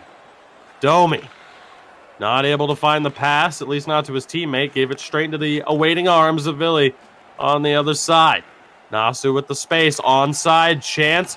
Dominointi shot on and saved by Sibelius. Nasu just not able to pick that top corner, but a huge face-off here. Again, Antti did a great job throughout the majority of this game controlling the face-offs. Can he win one here? And he does. JYP Jyvaskyla come up with it. Another missed opportunity for Dominointi. Neutral zone battle. JYP Jyvaskyla come up with a chance here. And a tripping call coming up. JYP Jyvaskyla to the power play if they need it. We've seen them score in this opportunity before. Thrown in front, loose puck touched up. 1:22 remaining in the overtime. That's going to be Nasu, the left defenseman of HAVU Gaming, going to the box. Chance here. Big draw win for Antti. Kriketsky the shot, save by Hanselinho with the blocker. Still fought on for it here. Dominointi able to chip it back into his own zone. Vilikun for Pawanso and cleared all the way down. Sibelius turns it over straight into the awaiting arms of Dominointi, but not able to make the most of it. Final minute of this overtime. Will we see a goal here on the power play? Indy for Domi. Opportunity blocked in front. Still loose. Recovered. Antti tries to find Kriketsky. Just can't do it. Turnover here. Opportunity for the pass in front. Still fighting for it. Hanselinho able to find it through the traffic sin. Opportunity after opportunity. But right now, neither team able to find the back of the net. I'll let you talk in a minute, I promise. Crucial draw here. Can Antti get the win? He can ultimately. JYP Jyvaskyla have it. Domi cycles down low. Kriketsky can't get the shot off. Omari can't throw it in front. Puck still loose. Domi has trouble with Flyer Kungan. You'd still have it. Antti tries to find Omari. Again, Omari saved by Hanselinho. The big kick save. Almost back. 50 seconds left. Can they survive? Kriketsky denied by the blocker. Again, tries to throw it on. Blocked well. HAVU trying to hold on. 5 seconds to go. Dominoity doesn't clear, but it's out of the zone. Sin, we are going to double overtime. OT just wasn't enough to solve this game between these two teams. Unbelievable game here. Yeah, and that penalty is... That hurts. You don't get scored on right there. You're able to hold it off, but HAVU had all the momentum there, really starting to get possession. They're really starting to throw their game at JYP Jyvaskyla. Then the penalty happens, and JYP Jyvaskyla's power play is just... It's just sick. And, you know, a couple times I was kind of wincing with HAVU's decision-making there, especially when Ville tried to take the puck around the net. You never want to skate out in the front of the net, especially in a penalty kill situation when there's traffic there. He turns it over, gets bailed out by Hanselinho, but at the same time, it creates a face-off in your end. JYP Jyvaskyla got that, started to control the pressure again, and HAVU Gaming got to be thanking their lucky stars that this game isn't over, because that was chance after chance from JYP Jyvaskyla on the power play. And they had the minute and a half of real time to work with, so an extended power play, if you will. And HAVU Gaming somehow survive second overtime. They got to find a way to get back into control here after killing off this penalty and find the W. Again, if you were just joining us, the two top teams in our top tier, ECL Elite. Both teams undefeated heading into this matchup. JYP Jyvaskyla handing HAVU their first loss. HAVU looking to return the favor if they can survive this kill. Indy has trouble, and a big mistake there. Indy not able to find Domi. We're back to 5-on-5. Kuraketsky, a little bit of patience on display, brings it down into the corner, tries to get it in front, intercepted well by Nasu, fresh out of the box. Flyer Kungan still in possession. Dominoity dishes it back for Powanzo. He can't pull the trigger. Powanzo still shot on. Dominoity's there, just wide. Another huge chance for HAVU as this one's dished down. Nasu able to recover. HAVU responding well after the kill. Flyer Kungan not able to hold on to that one though. The captain of HAVU Gaming, the right wing. Again, JYP Jyvaskyla looking to find a way to break in. They do. Ilmari in front, chance, and Hanselinho, despite multiple whacks at the puck, is able to hold on to that one. Huge chances on both ends, and a crucial face-off coming up. Anti's done very well, but again, now face-off's nearly tied. Dominoity not able to come up with that one. Shot on, blocked, recovered. Kungan, and now Powanzo. Over to the sideboards where Dominoity was there, but not able to come up with it. Great job by Domi. Bit of space here. Anti has it. Now kicked back to the neutral zone. Both teams right now, it's seemingly just one moment away. And HAVU take another penalty. It's going to be a slashing call. Don't know who against yet. That is Flyer Kungan, the captain, to the box. JYP Jyvaskyla to the power play yet again. But Dominoity wins a huge face-off and is now back in possession. Burst of speed, can't find his way through Domi. We talked about it. Whether or not the more physical Jyvaskyla team were going to be able to hold on and stay out of the box. They've done well. Chance, loose puck, still fought on for. Nasu has it. Hits Domi in the face to clear the puck. This one offside. Sin again, we mentioned it. Could Yip stay out of the box? They've done a great job of that, but not able to take advantage of the power play opportunities HAVU's giving them. Yeah, and I don't think we've seen Yip take a single penalty throughout the course of this series, which is incredible. Loose puck cleared away. Great bit of contact to knock it off of Kuraketsky. 40 seconds remains here on this power play of our second overtime. Kuraketsky, the cutback. Looks to step into the high slot, finds Domi. Opportunity in front, just not there. The execution a little bit off. This puck all the way back down. HAVU Gaming survive yet again. 11.5 remains here in overtime number 2. Domi has a little bit of trouble with Dominoity. And this puck's in all the way down. Will it go for icing? Yes, it will. Big chance for Dominoity on this draw here in the offensive zone for HAVU Gaming. Again, looking to return the favor and hand JYP Jyvaskyla their first loss of the season. Yip, of course, will still be ahead in the standings, though. Nasu shot. Loose puck in front. Powanzo able to recover. Dishes it back to the point. One-timer. Save. Rebound was there. Ilmari, though, able to cover. Able to recover, I should say. And now again, you see the forecheck stepping up the layers through the neutral zone all the way down the ice for HAVU. Yip trying to find the space. Domi able to do so over the line, now down into the corner. Thrown in front, just wide of the post for Kroketsky. Yip still in possession. Domi not able to pick that one up. Flyer Kungen has it. Steps over the line, takes the hit, not able to maintain possession. 7 minutes to go. Domi over the line. Recovered now. Kroketsky still fought on for. Yip have it again. Tried to find Kroketsky on that great look, that backdoor pass. Not able to do it. Great stick lift there from Dominoiti. The neutral zone battle really stepping up here. As Nasu takes his time, not able to find the pass. Jyvaskyla quickly back in possession. Battle for it in the neutral zone. A little bit of board play. Dominoiti comes up with it. And again, now controlled breakout attempt here from HAVU. Under 4 minutes remaining. Powanso the chance. Chance on the opportunity. Off the loose puck. Pickup doesn't go. Dominoiti the stick lift, and I believe he's going to go for a slash. The big risk there indeed. Dominoiti to the box. HAVU going all out, trying to get these opportunities. Again, Jyvaskyla to the power play. Flyer Kungen's done a great job on the faceoffs. Tie up there. Yip have it, but not for long. Villikun able to clear. Can HAVU Gaming survive another kill? That stick lift attempt to try and get a secondary scoring opportunity did not pay off. As Domi has it. Now again, Kroketsky. Still fought on for in front through the traffic.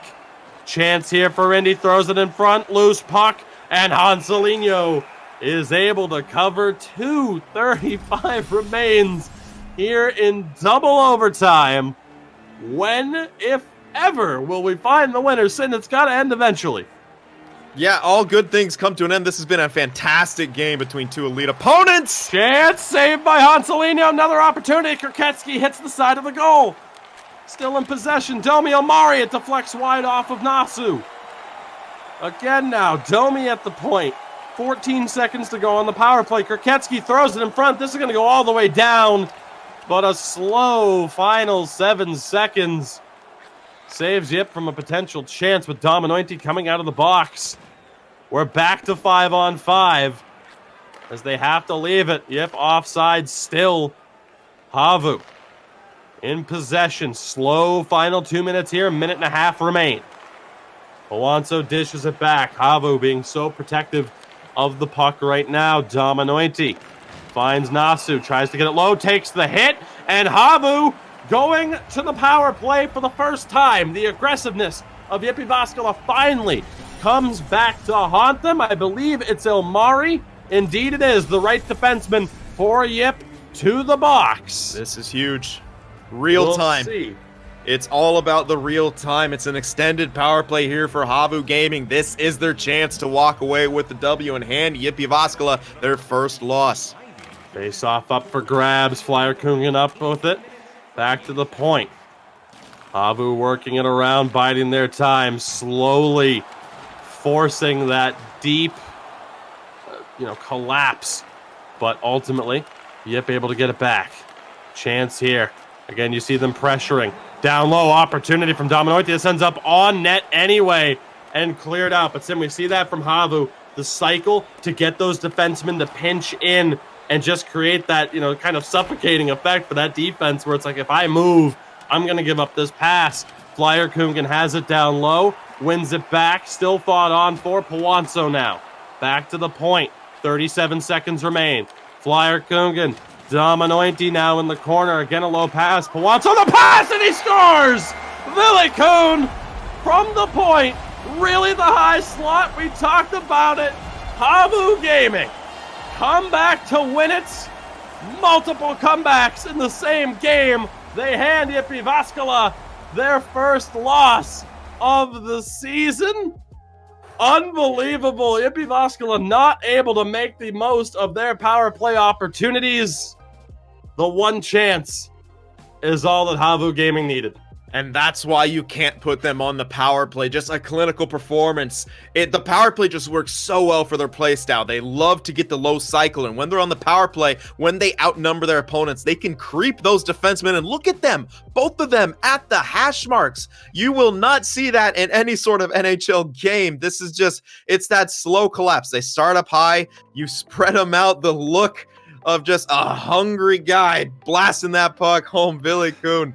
Hungry for that dub, they get it, and that is a first loss handed to JYP Jyvaskyla, the split on the series. But at the same time, with the overtime, JYP Jyvaskyla still came out with 3 out of 4 points, so that's still a big victory over a team like HAVU, who only get 2 points on the night, and they had to really work for that extra one there.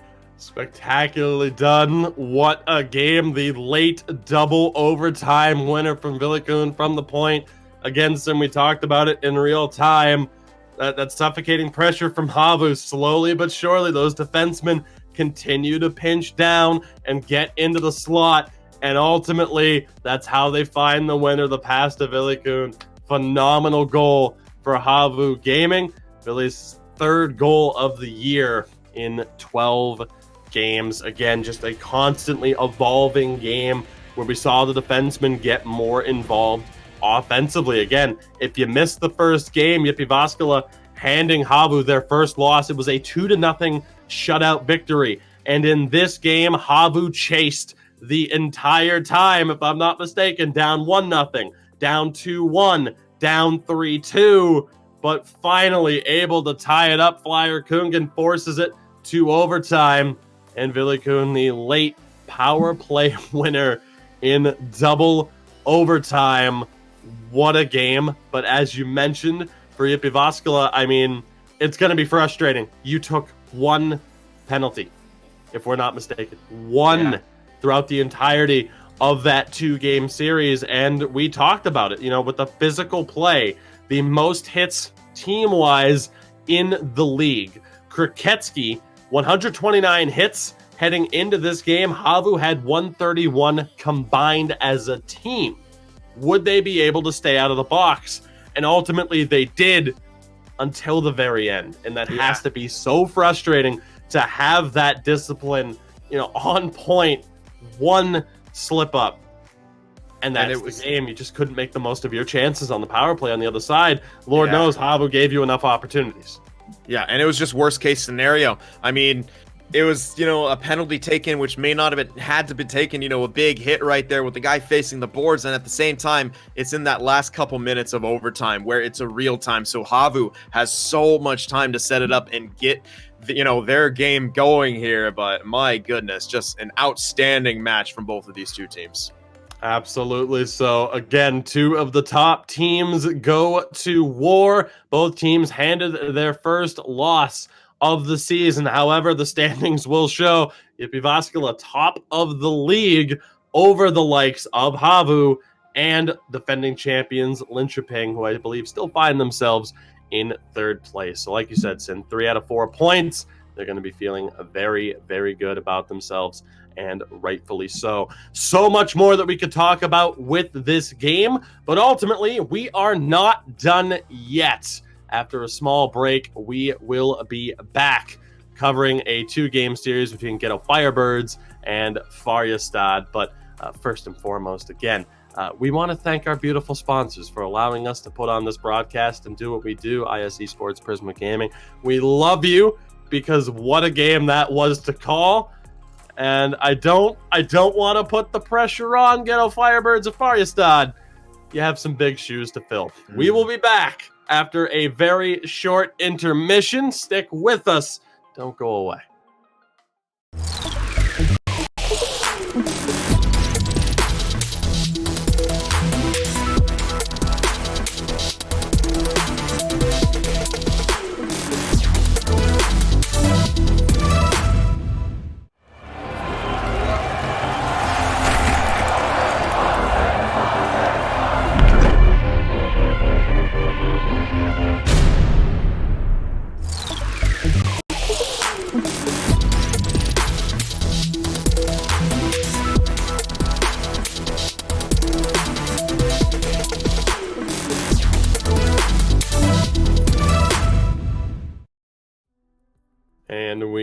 are back. Phenomenal stuff. Sin, what a first series again. You know, when games live up to the hype, it's a fantastic thing to witness. Again, it looked like it was going to be a little bit rocky through that first game, but boy, did that second game deliver. Now, though, we shift our focus from two teams at the top of the standings to two teams on the bubble and battling for a playoff spot as we head down the stretch of this regular season. Very excited to see how this one plays out. On your right, Ghetto Firebirds. On your left, Farjestad. And I'm very intrigued to see how this goes ultimately. Sin, when it comes to this team, again, recent results may just, in fact, dictate how this one plays out. Yeah, definitely. And I mean, you know, both these teams kind of, as you said, on the bubble here, still sort of trying to prove themselves. And I think it'll really come down to which team can kind of start, you know, turn around one of their weak points. I think Ghetto Firebirds' weak points is they're scoring only 1.9 goals for per game, and Farjestad's got to be their goals against 3.38 per game, which is good enough for last place. So these teams have to address their weaknesses here in this series. Absolutely. Now, key matchups here are always perhaps a little bit difficult. What I want to do, though, especially after that first matchup, is focus on the centers. And, of course, we'll get into talking about the rest of the team as soon as we can as we continue to set the stage. Again, a home between these two teams on the bubble. And we saw it on display through that first two games. And we see it with every broadcast that we have here for the Elite Division. These teams, especially playoff teams and teams at the top, you live and die on strong two-way play from your center. There's no doubt about it. And thus far, I mean, again, Meza is opportunity. So, or Meza, I should say. Some of these names, by the way, you have to bear with us, but we're gonna do what we can. Okay. Anyway, a lot of the two-way play really dictates how a game's going to go. And we saw that with Dominointi, and we saw it with Antti in the last series. And I'm very intrigued to see how this one's going to play out. Again, the point total right now, really in favor of Meza ultimately. But Jurczyk on the other side.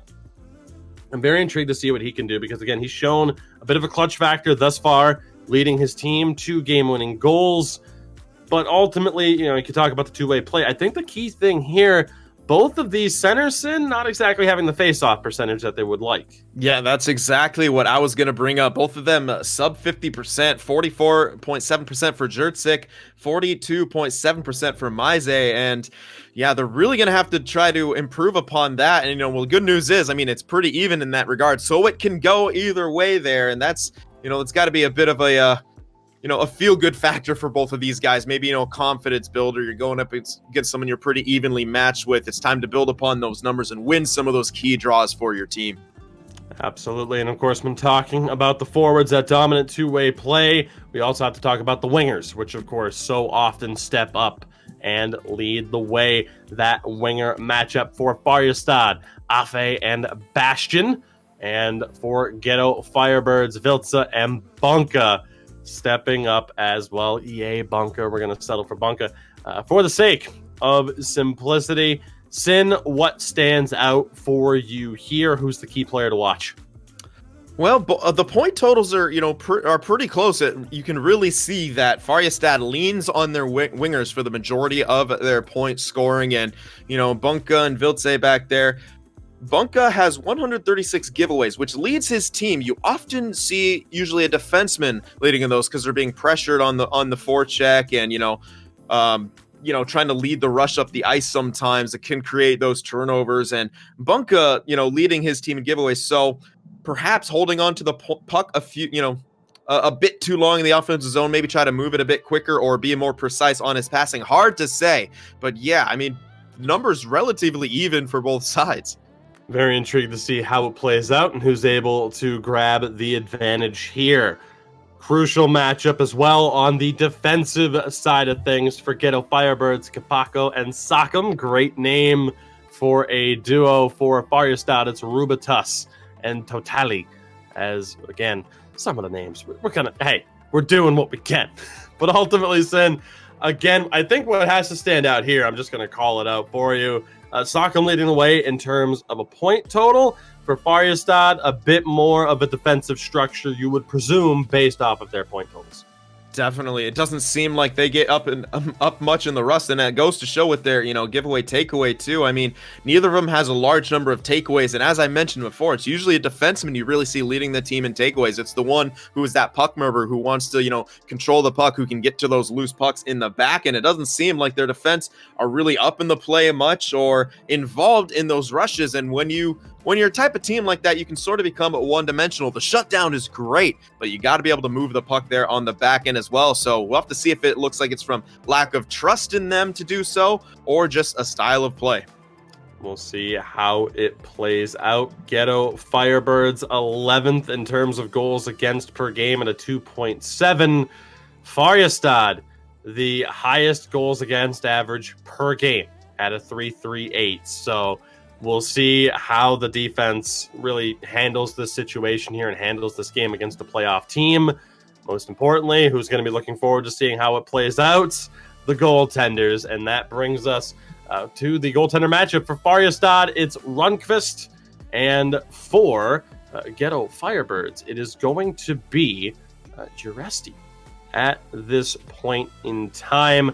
Listen, the big thing that stands out for me here has to be the numbers for Rundqvist, and perhaps not quite what he's been looking for this season. Yeah, I mean, he is definitely one of the better goaltenders historically, and getting off to probably one of his worst starts. I mean, those numbers are definitely not in his favor. Hard to say what the higher level of competition is or what, but yeah, it's pretty rough for him. Absolutely. And again, on the other side with Jyvaskyla, you're going to be looking to step up a little bit as well. Again, you talk about the save percentages. You want to approach, at least an 80, and it's just not quite been there thus far. So again, you talk about two teams on the bubble. And for Farjestad, I mean, they enter this game 3-4-1 in 14th. So we talk about on the bubble, but they're really not that far out of the mix. A couple of wins here in this matchup could certainly see them right back in the playoff hunt before it is too little too late. They also have some games to make up as they sat out that first week, I believe, due to scheduling errors, hence the 8 games, or scheduling conflicts, hence the 8 games as compared to the 10. So, Sin, let's move over. Actually, we can take a look at the team matchup here first thus far, which is perfectly fine by me. And you see it there. Goals for, goals against, dead even. The big thing here, and it is actually one of our keys to the game that we'll point out again in a moment, but the power play is a huge factor. However, Ghetto Firebirds do a great job at staying out of the box. They have the best overall team discipline with just 10 penalty minutes thus far this season as a unit. Yeah, and that's a big thing, especially when you look at that power play. That is kind of an insane number, 60%. You can honestly make an argument that's where most of their offense is coming from, and as we saw, the back end doesn't seem to score much, so it's a lot coming from those forwards. So expect to see a down low cycle, a lot of kind of in tight passes, one-time opportunities. You might see the defenseman touch it a bit, but it's really all about those forwards there down low. Absolutely. So we touched upon it. Let's get into the keys of the game. Keys for the game is these two teams, of course, looking to continue that playoff push. We start off with Farjestad, and again, Sin, as we just talked about, the special teams edge. Farjestad, not that many power play chances, but effective when given the opportunity. Here's the thing as well that we pointed out, the active defense. Farjestad's defensemen, of course, those low totals, only 6 shots between the two of them thus far this season. We saw, and I'm so glad we saw what we saw in the prior game, that really goes to show the benefit of having an active defense. Villico picking up the winner in overtime for HAVU Gaming. We'll see if they get a little bit more involved. Again, shutdown defense can lead you to success, but it's the teams with those dual threats that can get that cycle going with not just the puck, but of course, swapping out wingers and letting the defensemen step up and do their thing. And it's not often that simply a goaltender is a key to the game, but Rundqvist is a top goaltender, and at least has been at times. His numbers, again, not where I would personally expect to see him, at this stage of the season. So I do look for him to step up. That brings us over to the Ghetto Firebirds' key to success. Sin, break it down for us. Yeah, well, their physicality is a huge part of their game. 3rd in the league in hits, and Farjestad, one of the least physical teams at 14th. So Ghetto Firebirds got to get that physicality going, not only for the turnovers, but perhaps to put some injuries on, slow down those forwards. They love to get up into the play. They are the Farjestad offense. I mean, they pretty much are the guys back there. And that brings us to the next point, shut down the wings. I think those two can tie in really bad. Farjestad's offense flows from Mize back there, and the wingers especially, they are the offense. And if you can sort of neutralize them, you can neutralize Farjestad's entire attack. And the final point here, sort of a pity point parade, as we would put it here for Ghetto Firebirds. 1-4 in overtime games. Now, they've let some points slip away from them. Their record could be better, but on the flip side, they have gotten those guaranteed kind of points, that 1 point for getting there to overtime. So, but at the same time, if they just got, 2 of those OT losses turned into wins, they'd be in 6th place, playoff position. So they're right there. They just need that little extra push. Absolutely. And again, we saw the importance of an overtime point on display in the first series that we covered.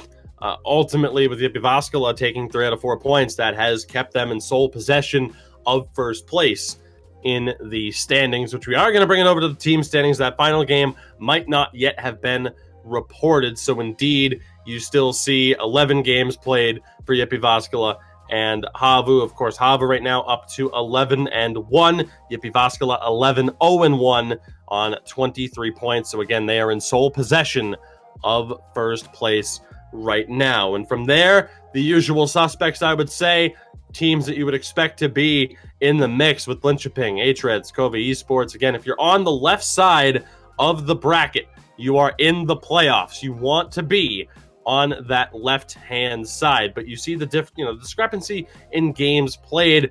There is still a lot that needs to be sorted out. But as you mentioned, Sin, Ghetto Firebirds right now in 11th on 10 points. You flip a couple of those results around, Roots 13 points in 6th place. I mean, you see how close that race is. It's really only the top 4 that has that bit of separation. And even Farjestad, 7 points through 8 games. They have so many games to make up that they're not out of this whatsoever.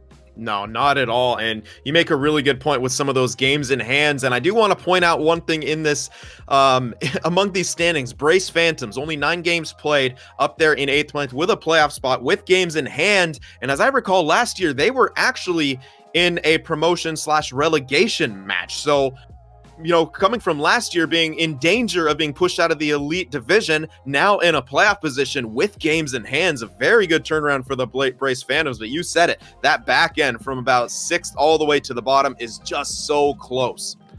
Absolutely. And again, we are just about ready for the start of the series. A quick look, though, at the league leaders as well, just to kind of catch you guys up on what's going on around the league as the top 10 goaltenders at this point. Now, no disrespect to one Disco Cricken of Vesa Pampa HC, but obviously there is a slight difference. But we have seen, of course, some of the top goalies on display thus far with Sibelius and Hanselino. So again, you see some of the numbers there and kind of where you want to be. If you're over an 80, you are at the top half of the bracket for sure. Sin, we are just about ready to go. Excited to see how this one is going to play out. And ultimately, again, not to necessarily put you on the hot seat, as we so often do, but we could. For Ghetto Firebirds, again, a newly promoted team. For Farjestad, again, not exactly the start that you wanted, but by no means out of the race. Are you willing? Are you willing to jinx it, or are we gonna put the jinx on the back burner for now and just say, hey, let's see who happens to win this one, because it has been a crazy game thus far or a crazy afternoon, evening thus far in terms of the games that we've covered. But yeah, very, very interesting to see how this goes. Are you willing to go on record? If not, what do you look for in this matchup here? What's going to be the key? I will go on record. I'm going to say Ghetto Firebirds is going to have the advantage here. Whenever I see a team who looks like they don't have at least one defenseman involved in their offense, I immediately put them at a disadvantage because your versatility is on the lower side. And when you're in a division such as the Elite League, where all these teams can just do so many things and do them so well, and each and every one of their players is a huge part of their team, huge part of the offense, huge part of the defense. Those top teams we talk about, Linköping, HAVU, and now JYP Jyvaskyla, they all play as a unit. And when you're relying on just your forwards for offense, that can get a bit dangerous here. And Ghetto Firebirds, they can maybe capitalize that. So I'm definitely giving them the advantage across this series. Absolutely. We'll see how it plays out. Again, the teams are searching just about good to go. I mean, I can't help but agree. I mean, again, it often helps in a situation like this to be contrarian.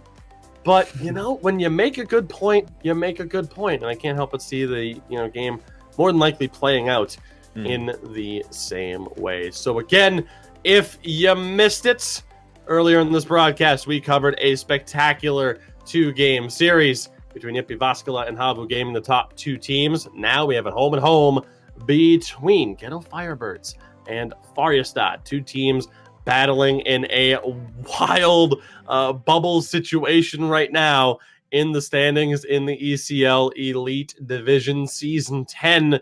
Of course, NHLgamer.com for all the information that you need there, not only on the Elite Division, but the other 3 leagues as well within the ECL system. 196 teams, I believe it is, Sin, through those 4 divisions. And of course, as we continue towards playoff time, we'll be covering the championships for each of those series as well. Of course, we covered games for the likes of Ghetto Firebirds towards the championship season last year. It's going to be very interesting to see what they bring to the table today. Of course, you can catch us on Twitter and Instagram as well, NHL Gamer. And a shout out once more to our sponsors in IS Esports and Prisma Gaming. Sin, we are just about ready to go.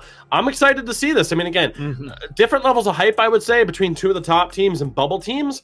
But oftentimes with these bubble teams, again, every win matters that much more. Towards the top, you're making the playoffs. It's down to pride, I would say, more than anything. But for these bubble teams, every game, every goal matters. So we'll see how it plays out. Farjestad, you see him there in the white and green. Of course, Ghetto Firebirds there in the black and orange. As we'll see how this plays out against, again, Ghetto Firebirds tied for 7th right now. Farjestad in 14th. Let's see how this one plays out as Jertzik and Miza on the draw. And we'll see what the Firebirds are able to do here. A couple of quick passes, able to gain the zone. Puck down low. Farjestad able to recover early. But again, Ghetto now back in possession. We see so often those turnovers. We'll see if Farjestad is able to limit that. Firebirds the opportunity. Shot on and a big glove save early on by Rundqvist. Tested early. Great pass there from Sock'em at the point to find the open man. And Ghetto Firebirds immediately establishing their cycle, and you see how important those active defensemen can be, getting those passes off. And the opportunity there, still loose. Rundqvist makes another save. Ghetto still in possession. They send it back down low, recovered again. Another turnover, shot, blocker, save. Rundqvist being tested early. Another turnover, opportunity there, and he scores! Ghetto Firebirds. Tremendous pressure out of the gates. The goal there, I believe, from Vilza. And what a start. Perhaps you want to phrase that as what a poor start for Farjestad as opposed to a great start for Ghetto Firebirds. Yeah, it could go either way right there. Ghetto Firebirds just doing whatever they want in their offensive zone, winning another faceoff here, a chance to get right back on the attack. Opportunity there on the near post. The pass just doesn't go through. Farjestad in possession here, but trying to limit the damage through the early stages of this first period. The Firebirds are right back on the attack. Farjestad able to recover. Quick drop pass. Now Bastion tries to get over the line. Can't do so. Defended well by Kapako. And now Bastion looking to make the play. Finds Afe. not able to get the play through. So a rough start for Farjestad here through the first 6 minutes and change. Ghetto Firebirds with that strong forecheck. Opportunity developing here again. Bunka has it. Back to the point for Kapaka. One-timer blocked in front by Rubitus. Still loose. Chance save. Another save by Rundqvist. Under siege for the first 7.5 minutes of the first period. I mean, I said Rundqvist had to be better. This game could already be out of hand if he wasn't off to such a good start. Definitely. The second and third opportunities right now are killing Farjestad. They finally get a face-off win, a chance to break it out cleanly, but Ghetto Firebirds kind of sensing weakness going on the attack here. Afe stepping up, finds Miser the opportunity on the near post, hits the side of the net, and the Firebirds right back on the attack. Great poke check there from the defensive combination in Rubitus and Totali. Totali now still in possession, looking for that breakout pass. Drops it off to his defenseman. Rubitus not able to find the pass. Firebirds back on the attack, and they draw the call. Get a Firebirds off to the power play. It's Miza going to the box, so the center takes a seat for Farjestad. Jurczyk, big opportunity, can't win the draw clean. Puck still loose, poked out of the zone. The Firebirds will recover from there. Jurczyk cycles back. Now again, Kapako. Back to Jurczyk at the point. Sock'em sends it low. Good cycle here from the Ghetto Firebirds. Sock'em has it. Again, a D-to-D pass. Waiting for the space. The pass in front there from Vilca doesn't go through. Perhaps a little bit of impatience popping up there as Uresti is able to make the save. Still 40 seconds to go here on the Firebirds power play. This one's sent down by Afe. Yeah, maybe a little too deliberate right now with the Firebirds. They're going point to point, then trying to find it in the middle. Like, you can kind of see it coming a couple passes before it's made, so they got to try to mix it up. Chance in front, saved by Rundqvist again. Stopped the shot from Bunka as he dumped it in as well. Rundqvist, a solid start to this game despite the goal. Here comes Farjestad, though. Shot on. Don't know if that one actually made it to Uresti. Farjestad still in the zone. Down low, chance, one-timer, still doesn't find its way to Uresti in front. Great job by the Firebirds to turtle up. 6:19 remaining, Rey Mysterio approved. A strong booyaka to you all, as we'll see what happens on this draw here. Miza and Jurczyk. Farjestad not able to come up with it despite that advantage on the draw. Loose puck, though, recovered by Rubitus. Finds Totali, sends it back down low. Bastion is there. Again, another opportunity thrown in front. Doesn't come to fruition. Afe was in the right spot, just couldn't get turned around in time. And now again, it's the Firebirds on the attack, but quickly the possession falls apart. Get a Firebirds again, though. Keeping control. Bunka not able to gain the zone. 3.5 to play. Farjestad doing a good job of limiting the damage. Mainly due to Rundqvist's chance here. Shot, and he scores! Just like that, Farjestad are back in it. Out of nowhere. That is Bastion with the goal. And Farjestad are right back in this, and it can happen that quickly. Yeah, and that's the Farjestad winger trio. I mean, the forward trio. They are just so good at producing offense. We see them right there on the rush play, and Ghetto Firebirds defense getting a bit caught right there. You don't want to be chasing the play. You don't want to allow those easy cross-crease passes to happen and leave your goalie out to dry, but Farjestad ties it up here, and, you know, Ghetto Firebirds, they kind of let their foot off the gas, or at least stepped out of the driver's seat for a brief moment, and Farjestad right back in it. Shot on, doesn't find its way through. Great job, I believe, there by Afe to block that one. And a chance now again. The Firebirds back in the zone. Dishes it back to the point. Trouble at the blue line, held well. Ghetto Firebirds still looking for space. Deflection bid, trouble, and he scores! A tough break there for Farjestad. A deflection off of the sauce pass in front. If I'm not mistaken, indeed, it is EA Bunka with the goal. Tough break for Rundqvist and Farjestad there. Definitely, and a really, really tough break. I think it was Rubitus right there who... No, actually, it was... I can't really tell because the numbers here, but hard to get a quick look at it. But someone almost had possession, and Bunka cut in front of them and just kind of stole the puck away and had a gaping 4x6 to shoot at. And just like that, back on top of things in the lead. See if Farjestad can make a late effort here, but with the fast final minute, it is unlikely. The Firebirds risking it, looking for that one final counterattack. Bunka in possession. It's on net. Rundqvist able to cover, plays it out. Risky business. But ultimately, it does not come back to haunt him. So Ghetto Firebirds get the opening goal very early on. Farjestad able to battle back with a goal from Bastion, but it is a late goal there from Bunka on the net drive, again off of a rough deflection in front. The Firebirds up 2-1 at the end of the opening 20 minutes.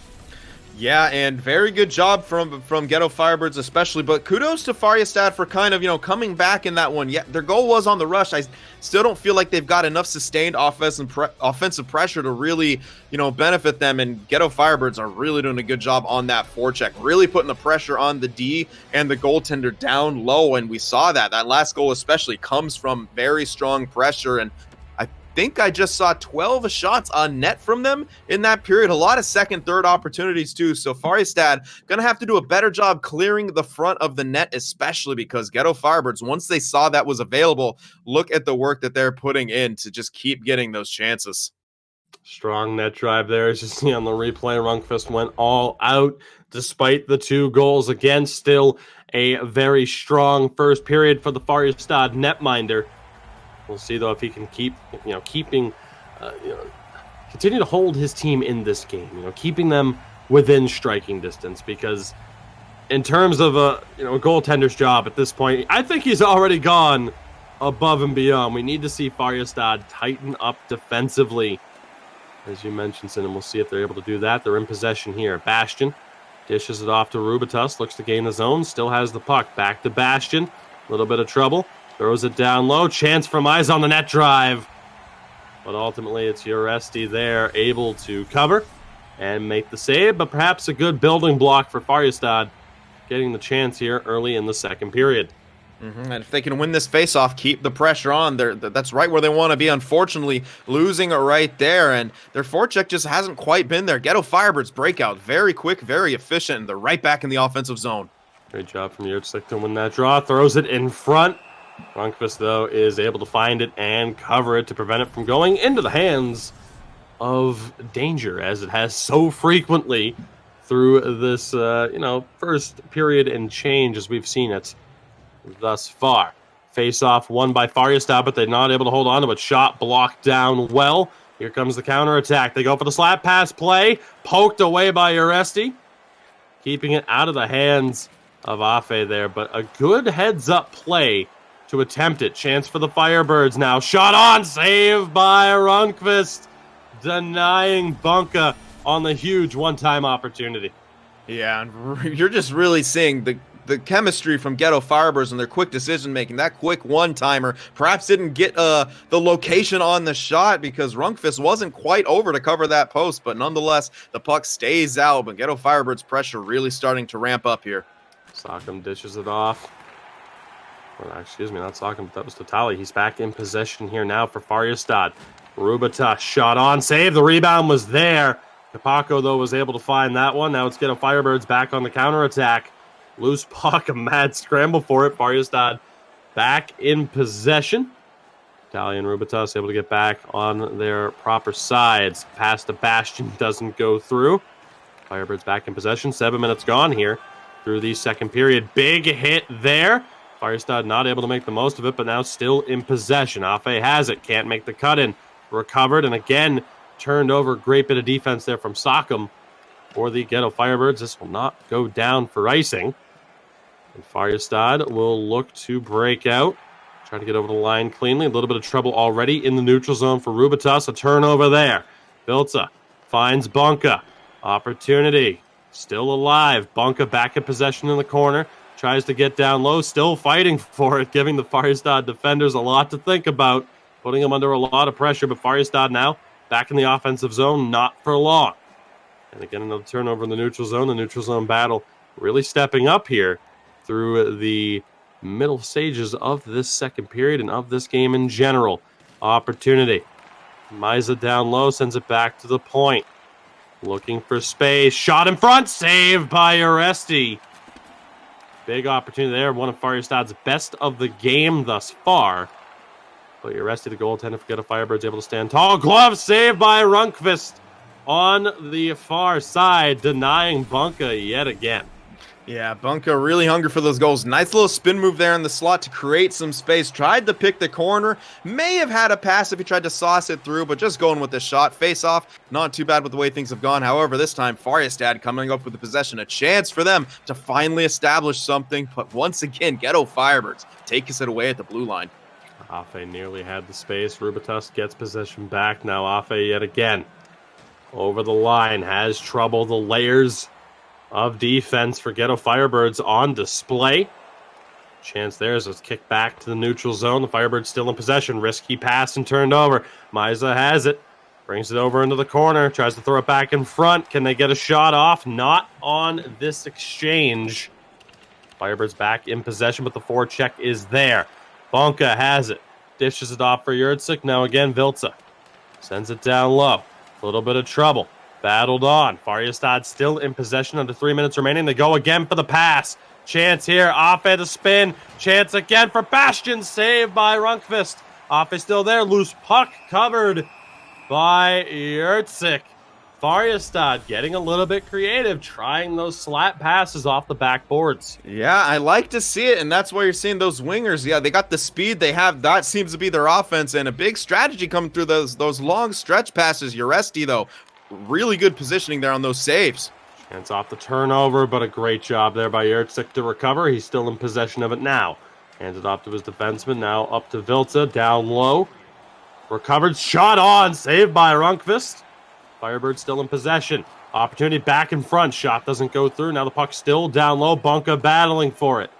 Sends it back to the point. Sockham looking for that space. Looks to throw it on. Loose puck. Still fought on. Kicked all the way out. And that will bring us to the end of the second period. A rapid end. A rapid pace to the back half of that second period. Rundqvist doing still, just a phenomenal job to keep Farjestad in this. As you see, the numbers are just a little bit tilted in the Firebirds' favor.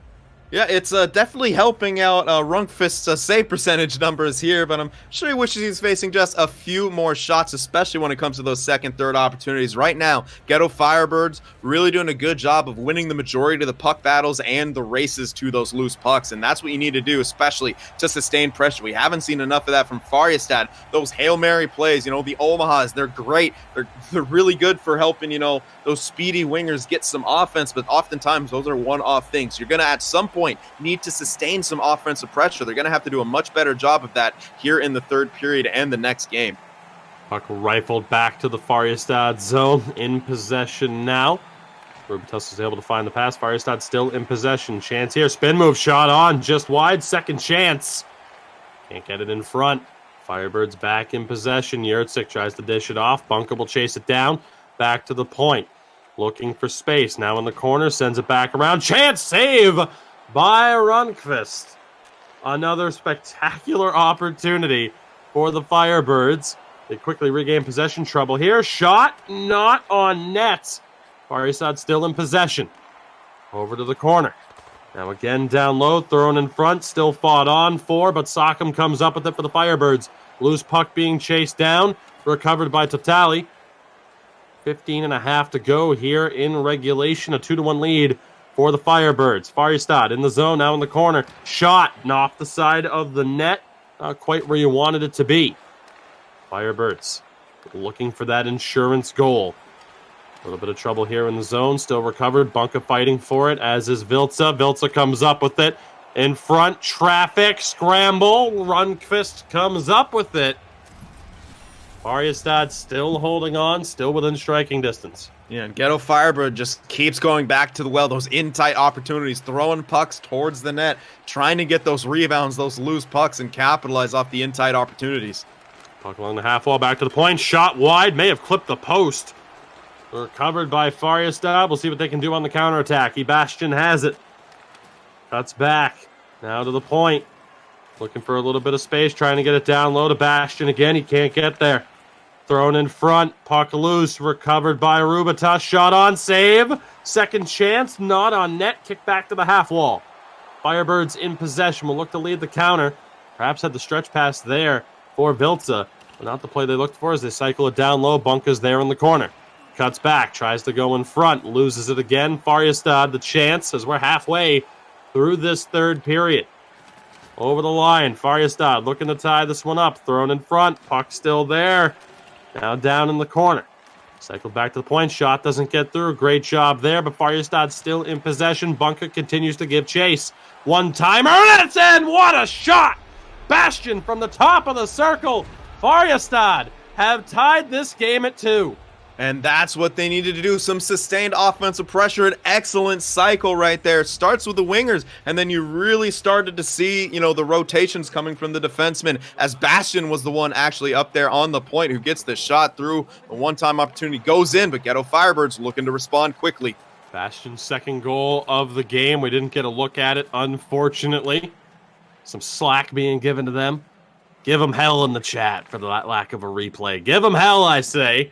But Farjestad back in possession here. We'll see what they're able to do. Tatali taking his time, finds Bastion, looking for the hat trick. 6 minutes remain here now in a tie game. Rubitas to Tatali, stepping in, down below, throws it back in front. Great look to Afe, just couldn't get the shot off. There you see Farjestad's defense getting a little bit more involved. Errant pass here, and it will go down for icing. 4:56 remains, and a huge chance here for Farjestad to take advantage of this face-off opportunity. If they can get the win, face-offs have been close. Maya's able to look to get the win. Tie up here. Firebirds come up with it clean. Bunka loses it in the neutral zone. His other wing of Vilca able to come back up with it, but they quickly turn it back over to Farjestad as we continue to see the scramble, and the Firebirds will come up with it.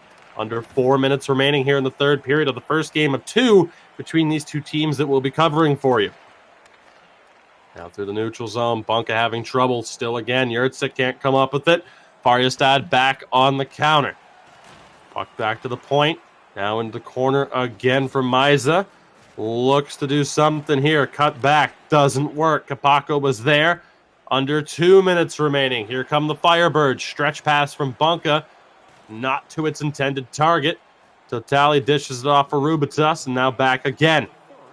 Farjestad being safe on these breakouts. The step up. They get it to Bastion. He's onside. Finds the pass to Maiza. Back to the point. Rubitas. Now Totali, the D-to-D work. Totali steps in. Throws it in front. Little bit of trouble. Ultimately recovered. And here come the Firebirds on the attack, but now quickly back the other way in the zone now for the Firebirds. 32 seconds remain. Here comes the breakout. A little bit of trouble at the opposing line. Farjestad back in possession. There's the pass. Again, back to the point. Cut in front, not able to get it down low. This one will be sent down. Will it indeed go for icing? No, it won't. It's played by the goaltender for Farjestad. Here they come, though. One final rush. Are we destined for overtime? Chance down low, thrown in front, doesn't go. Bastion fighting for it, comes up with it, throws it in front. And Afe just couldn't get the shot off. Yet again, Sin. Ghetto Firebirds going to overtime. Both teams earning a crucial point.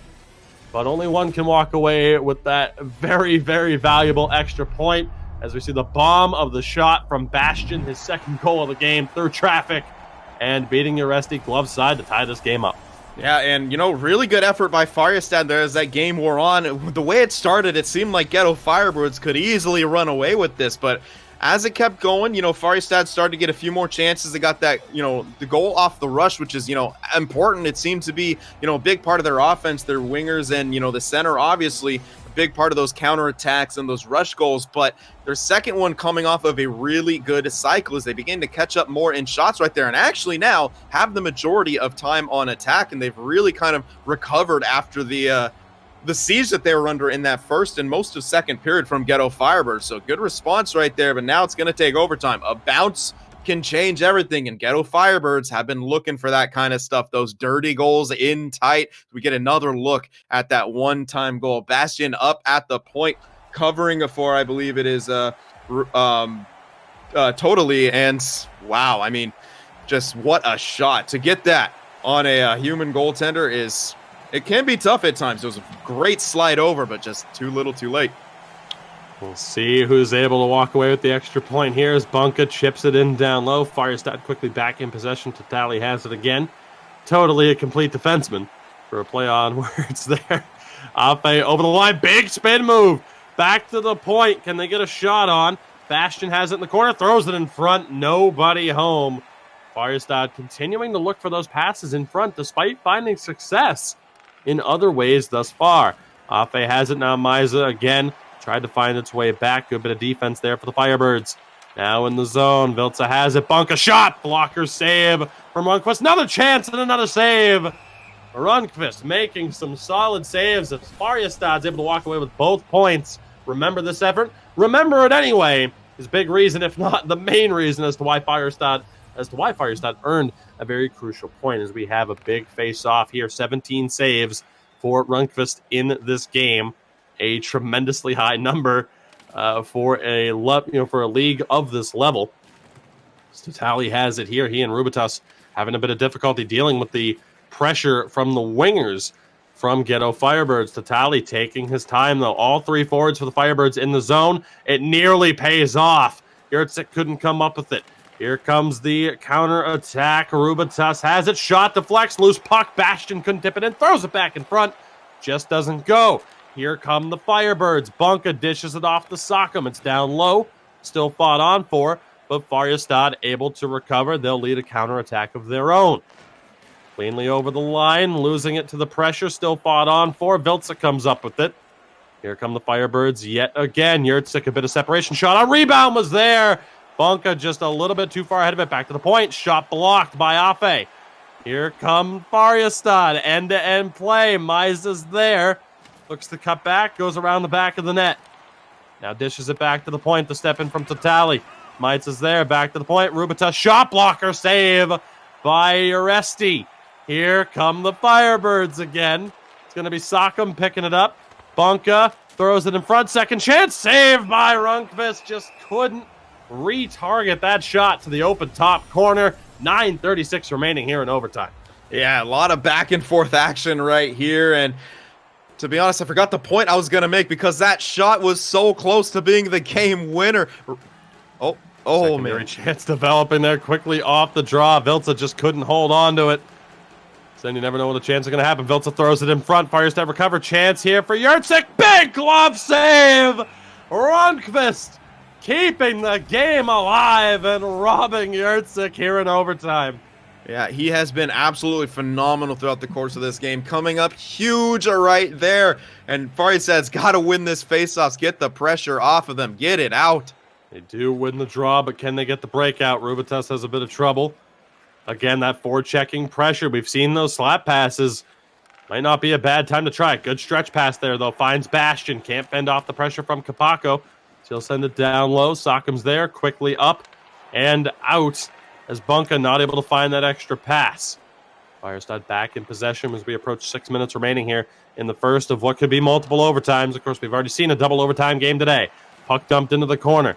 Recovered by Vilca. Down low again. Shot. Bunka. Loose puck. Empty net. But Vilca can't come up with it. What a feed in front from Bunka to generate that chance. Farjestad continuing to survive.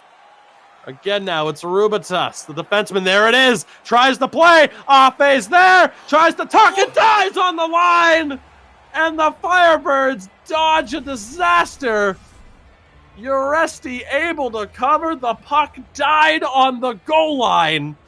Huge face-off here. We're not going to have a moment to breathe. Can Miza win the draw for Farjestad? He cannot. The Firebirds back in possession. Stretch pass doesn't go. This one's sent down. Will it go for racing? No, Bastion wins the race.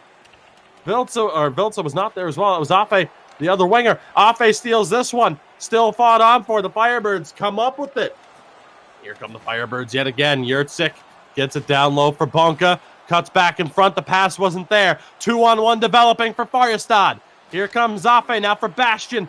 Dishes it back to the point. Rubitas doesn't pull the trigger. They keep it on side.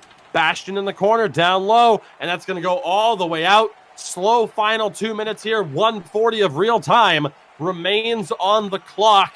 Farjestad in possession.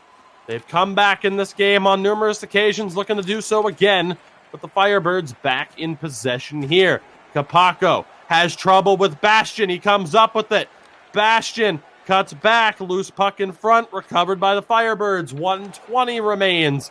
Bunka has trouble at the Farjestad blue line. Farjestad again. That big stretch pass doesn't go through. Mize is able to recover. There's Bastion now on the half wall. Back to the point. Down low again into the corner. Bounces off the back of the net. The Firebirds able to recover possession. Final minute here in overtime number 1. Farjestad take a penalty. Ghetto Firebirds to the power play. It is going to be a trip on Totali, the right defenseman for Farjestad. Yeah, and Ghetto Firebirds, if there's ever a time to get their power play going, it's right now. Pick up that extra point. Your power play's been weak. Your overtime performance has been weak. Now is your chance to change that narrative. Get the goal for the W here in OT and for your power play. Oh, man, this is a huge opportunity right now. Farjestad, it looks like, I believe they're the ones taking the timeout right here, just trying to collect themselves, get their stamina back, and get to the end of this period, because it is a real-time minute here, which is going to make this a very long power play to kill off. A very difficult task at hand here. The Firebirds looking to end it. Yurtsik the clean win. Big opportunity. Pass in front. Rundqvist makes the save and covers a set play pulled off to near perfection. But Rundqvist makes the save yet again. He is the difference maker. I can't even count the number of times he is stopping these in-tight opportunities. That should be goals, and Ghetto Firebirds got to be shaking their heads right now. What is it going to take to get the game winner? Soft win. Is there going to be an equalizer there off the hit? Doesn't look like it. Liza was able to get that pass down. Yurtsik over the line. Drops back to the point. Sock'em steps in. Doesn't pull the trigger. We've seen how defensemen are a little bit hesitant. Chance there doesn't go. But we have seen an overtime game winner from a right defenseman. A double overtime game winner earlier today. So again, if you're a defenseman, don't be afraid to shoot. Puck down low. Yurtsik has it. Back for Vilts on the half wall and to the point. Opportunities potentially on the doorstep. Sock'em is there. Doesn't go through. Still fought on for. Bastion has it. Able to find Miza. Farjestad on the counter-attack. Chance pass just doesn't go through. Afe was there. Great bit of defense. And Sin, for the second time in as many games, we go to double overtime. We saw one between HAVU Gaming and JYP Jyvaskyla. And now the first game of 2. Again, this is just the first game of 2 between Farjestad and Ghetto Firebirds. This is going to double overtime. I don't know what it is, but we seem to just be able to call all of the overtimes. It's good for entertainment, maybe not so good for our voices and our psyche, but whatever. Here we go, double overtime once again. And Ghetto Firebirds have just, like I said, got to be shaking their heads right now. I mean, they've tested Rundqvist in so many different ways. They've capitalized a couple times, but at some point, you're just wondering to yourselves, what is it going to take to score on this guy? We get another look at that set play. Perfection. Absolutely perfect. This Rundqvist, sort of slow to react, but maybe as quick as he could, just moves enough to get the pad on the puck. And Yurtsik, it's got to be reeling from that one. He thought he had the game on his stick right there. I have to wonder with Yurtsik if he had a moment. You never know in that moment. Obviously, hindsight, it's like, oh, okay, maybe I could have aimed it a little bit differently, had a half a second to try and pull it over and make a play, but at the end of the day, you have to give credit to Rundqvist. Chance here for Farjestad, shorthanded, shot doesn't go through. Afe picks it up behind the back of the net, but gets bumped off the puck by Sock'em. Here come the Firebirds. 25 seconds remain on their man advantage. Bunka has it in front. Chance just wide. Sock'em had a chance to tuck that one home. He could not do it. And Sim, we are back to 5-on-5. Farjestad survive. Yeah, big kill for them. And once again, Ghetto Firebirds can't capitalize on their power play. Vilta sends it down low. Bunka looking to recover. Can't hold on to it. Rubitus was there. Looks to lead the breakout now. Stretch pass on net. Nearly poked away by Afe. Big chance there from Bastion, continuing to step up. Back to the point. Bastion now in the corner. Doesn't pull the trigger. Looked for the pass. We need to see Farjestad take those shots a little bit more frequently. Bunka back to the point. D-to-D pass here for the Firebirds. Now in the corner. Circles back. Vilta has it. Throws it in front. Takes a huge hit. Vilta out of the play. Man advantage on the rush here for Farjestad. They send it low, but they don't get the bounce off the back wall that they would have hoped for. The Firebirds right back in possession. Bunka loses it to Rubitus, but fights for it. Forward play battle here. The Firebirds come up with it. Kicked back. Sokum picks it up at the point. Bunka in front. Deflects wide of Rundqvist. The chance there for Vilca. Still fought on for. Now in the corner. Farjestad. Can they get it out? Smart pass there to find Tatali. And now again he finds its way up to Bastion on that right-hand side. Big shot there. Save by Uresti. Bastion has trouble with it. Battling Vilca. Doesn't come up with it. The Firebirds back in possession. Nearly 8.5 minutes gone here in double overtime. As that is offside. Chances for both teams. The huge hit there. Absolutely rocking. Yeah. Rocking the defenseman. Yeah, and Ghetto Firebirds now just a little bit, a step ahead on that offsides, and it seems like they're almost starting to get a little bit antsy here. You're getting a bit frustrated by a goaltender who's playing extremely well. You haven't been able to bury one. Their timing on that last play just a bit off. We'll keep an eye on that moving forward here. The Firebirds try to get it back over the line. Sokum having trouble. Finds Vilca in front. Loose puck. Still fought on for. Rundqvist saves the day. Again, coming up with that puck and denying the Firebirds of another high-quality chance in front of goal. Huge face-off here. They've been just about even, and there we go. Now officially even. Farjestad make it 14 apiece. Bastion able to find Afe, loses it. Firebirds, can they make anything out of this possession? Vilca has it. Loses it again. Farjestad trying to work their way through the neutral zone. Bastion has it. Back to the point. Shot. Deflection bid. Loose puck. Still save by Uresti. Point blank. Here come the Firebirds down the backside. Bunka. Opportunity. Tries to throw it in front. Vilca not able to get it. And I think Rundqvist has earned a pat on the backside for his efforts. Intercepted by Kapako. The Firebirds looking for the chance. Not able to get it through the neutral zone. Farjestad, big hit there. But this one nearly offside. The Firebirds still have it. Keeping it in line. Around the back of the net here now. Farjestad back in possession. 5 minutes to play here in this second overtime. Who will score the winner? Yurtsik has it. Shot, save, rebound. Cleaned up by Totali. Here comes Bastion. Loses it. Vilca in the neutral zone. Works his way through. Now on the half wall. Picked up by Yurtsik. Chance D-to-D pass to try and open up space. They can't do it. Down low. Bunka. Shot. Deflects wide off of Rubitus, who is able to find that quick outlet pass to Afe, but Farjestad still having trouble. Nearly 2 minutes to play. Here comes Farjestad. Bastion, a little bit of space, finds Meza, back for Bastion. Scramble, he scores! Afe able to tuck it. Farjestad come back to win it in double overtime. Unbelievable performance. What an effort from Rundqvist. What a way to end it. Farjestad come back time and time again. And again, Sin, we talked about it. Their season not over. Plenty of time to make up ground. They walk away with 2 points. A late double overtime winner. Woo.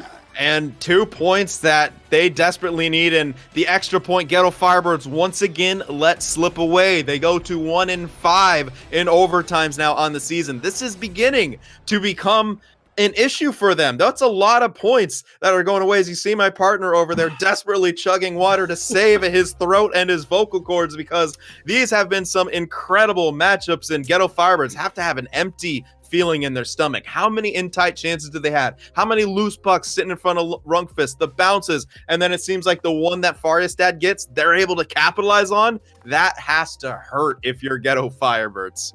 Nondescript water here. If you would like to see your logo here, feel free to contact us at NHL Gamer, whether on Twitter or Instagram or right here in a Twitch DM. Feel free. You can find me on Twitter at Tuki24, Sin at Sim for the Win Prod. Feel free. Your label could be right here. The official water of ECL Elite Season 10. It could be you. Sin, My God, I don't know what it is about us enticing overtime games. 2 double overtime games today alone. What a game. Again, we talked about it. When you have two teams at the top of the standings, the hype, the expectation, you expect to see the top talent push each other to the brink like that. But then when you have these teams on the bubble where every point matters, you can also get a game like this as well. So a spectacular turn of events. Again, you talked about it for the Ghetto Firebirds, now down to 1-5 in overtime games.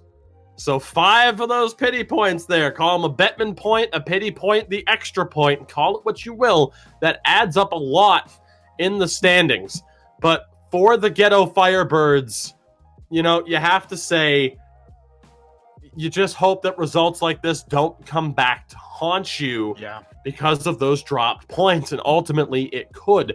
Not just in terms of making the playoffs, but if you have a chance to avoid one of the big three, as we'll call it, with HAVU Gaming and, of course, JYP Jyvaskyla at the top of the standings and Linköping, our defending champions, you know, you got to take that chance. And there is an opportunity now, you know, Ghetto Firebirds might make it, but then you have that gigantic uphill battle awaiting you. And as we talked about with Farjestad, you know, trying to battle back, you have games to make up.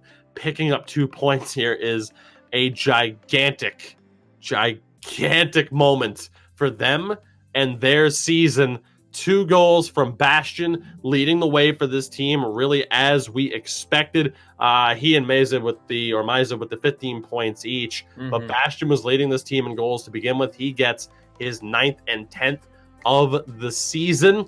And Afe, the big overtime winner as well. But, you know, there's one guy who we talked about a lot in the game. Deserves it too. He's the main guy to talk about right now. That's not to discredit the goaltender on the other side for Ghetto Firebirds. I said it early on in that game after the first period. If Farjestad come back to win, remember him. Yeah. Rundqvist stole this game for Farjestad. Absolutely. I mean, that's just a story. Rundqvist absolutely stole it. You hit the nail on the head. Ghetto Firebirds were in control for the majority. They got off to that great early start. Could have put the game away in like early fashion. In that second period, they could have been up 5-0 easily. But Rundqvist right there, making those huge staves, covering the puck when he needed it, facing those second, third opportunities, and oftentimes getting the better of it. If you're a goaltender facing those rebound opportunities constantly, they're gonna go in, right? But Rundqvist says, Nah, Chuck Testa, I got this, and absolutely, you know, won the game for his team right there. Just insane individual effort from him. A fantastic goaltending effort. Again, we talked about it, the keys to the game for Farjestad if they were to win, and it was down to Rundqvist. Again, not often that we label one individual player as like, okay, this is it, put the team on your back, lead them to victory, but it happened. And again, Rundqvist, you look at it, the 75% save percentage heading into this game, it was gigantic for him to step up, and ultimately he did, and they win the game as a result. But the active defense, also a big factor for Farjestad in that game. Yeah, they started to, you know, we sort of kind of saw why they didn't have too many shots. I believe they were a bit too hesitant with the puck at times. They looked for the pass, and then their shooting was almost an afterthought, and that kind of came back to bite them a couple times. But when they got the cycle going, they do have some times where they activate and they're in the cycle. They're shifting around, as we saw in that Bastion goal. He's the one covering at the point, gets the one-timer to go through. So I would like to see a bit more decisiveness to shoot from Rubitus and Totali back there. But at the same time, you did get the win. I still think their D has to jump, you know, just be a bit more decisive with their shooting, because, yeah, it just seemed pretty clear what their game plan was. Granted, they won, but adjustments can be made by Ghetto Firebirds here. We saw that on display from really both teams. The lack of willingness to shoot from the defensemen, definitely a factor. But again, we talked about it. Rundqvist, the key to the game. Greg Jennings-esque, putting his team on his back. I wonder what his feelings are about Gumby. And that's a hell of a reference. That said, we look again at the keys to success for Ghetto Firebirds. And ultimately, I hate to say it, but we kind of hit the nail on the head with each of the last points for these teams. Another extra point for the Firebirds, but again now, that is the 5th time this season that they have let that extra point get away from them in overtime. Now 1 and 5, again having gone to overtime 6 times in just 11 games. So again, the points add up, but then again on the flip side, it's the lost points that could really come back to haunt you. Yeah, it's kind of that good thing, bad thing. It's on the one hand, you're getting the points, you're hanging in there, but on the other hand, it's like, what do you have to do to win one of these OT games? And as we go to the previous point, shut down the wings. They weren't able to do so. Bastion, Afe, both with goals in that game. So yeah, you got off to a hot start, but you let Farjestad back in. You didn't put them away. And then once again in overtime, you couldn't get the job done. So it's got to be frustrating for the Ghetto Firebirds here. But for the most part, continue playing your game because it wasn't bad. You're still getting points. Yeah, you lost out on that, but you didn't necessarily do anything wrong besides perhaps not shutting down those wingers. But how do you? They are just so good. And those Hail Mary passes, so hard to predict and read as a defenseman. Absolutely. And again, as we set the stage, getting ready for the second game of 2 between these two teams, our final game of this broadcast to catch you up. Again, a spectacular series between HAVU Gaming and JYP Jyvaskyla, the top 2 teams in the league. There was a split there. 3 out of 4 points, though, for JYP Jyvaskyla after that game. And again, that was a double overtime finish in that second game, a double overtime finish in the first game between these two teams for Farjestad and Ghetto Firebirds. As you get a look at the records heading in to that game, these numbers not yet updated, but obviously again, and actually there you go. Now we do have the updated numbers, easy as you like. So the updated numbers there, again, you still see just how close it is between these two teams. Absolutely absurd. Literally just the 1 overtime goal, the difference between these teams, of course, as they entered the day tied in goals for and goals against. I think the key here, though, for Ghetto Firebirds, 8% on the power play. That, you didn't really get many chances. You're not going to get many chances in general. Farjestad, a pretty solid defensive team. Again, the fewest penalty minutes as a team in the league.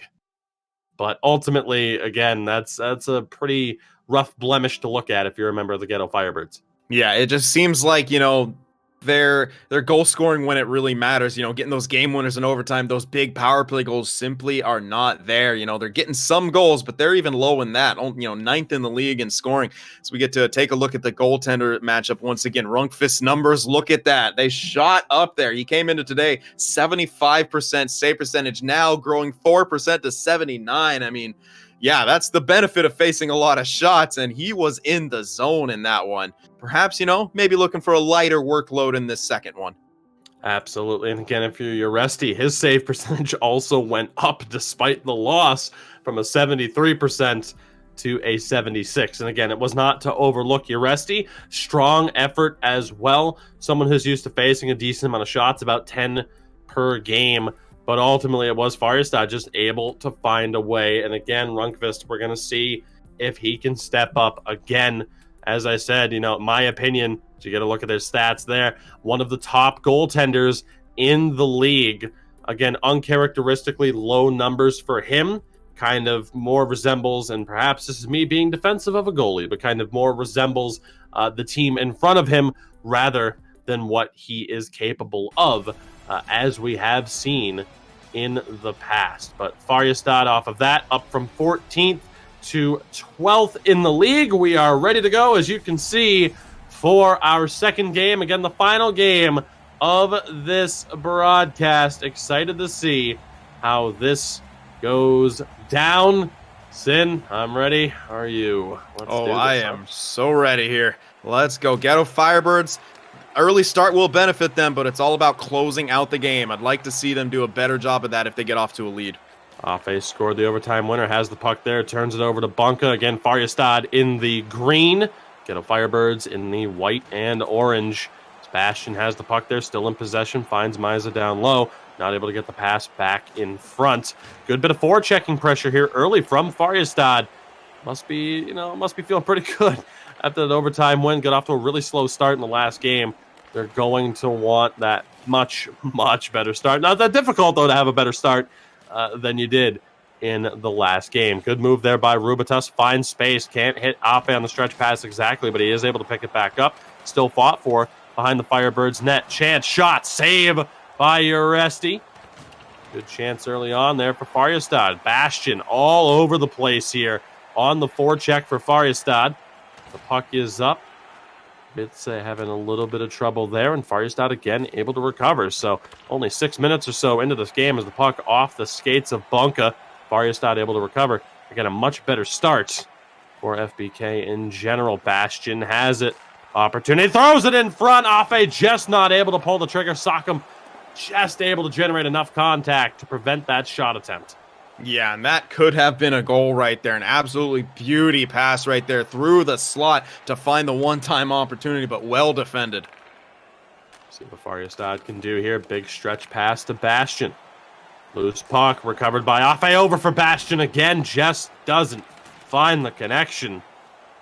Now again, Firebirds looking to get something going on the counterattack. Good spin move from Bunka. Sauces it on net. Runkvist is there. Second chance. Bunka can't pull the trigger. Firebirds still have it at the blue line. Sockham sends it down low into the corner around the back of the net. Bunka back in front. Can't find the space. And a great chop there from Kapako to keep that out of range. But Farjestad going to the power play. That is Sockham going to the box. The right defenseman for Ghetto Firebirds. So a huge chance here early on for Farjestad to take advantage and grab the lead. Yeah, they haven't had too many power play opportunities this season, but they are 3 for 5 as we're having a bit of a camera issue here as we get there we go. Sometimes you need to rely on a little bit of help from your friends. Bastion throws in front, extra pass, and perhaps a huge mistake from Miza there. He's back in possession. Can't believe he didn't pull the trigger on that chance. Loose puck still in front. The Firebirds recover and clear a deflection all the way down. Rubitus will recover. Yeah, and just a bit more decisiveness, as we mentioned, from the point men, but also from Miza right there. As you said, really needs to shoot there in that situation. Rubitus still maintaining possession at the point. Miza has it again. Around the back of the net, cuts back, finds Bastion. Back to the point. Quick passes. Totali has it. Sends it down low for Bastion. They're looking for that pass in front. Can't find it. We're back to 5-on-5. Loose puck there. Nearly finds the goal.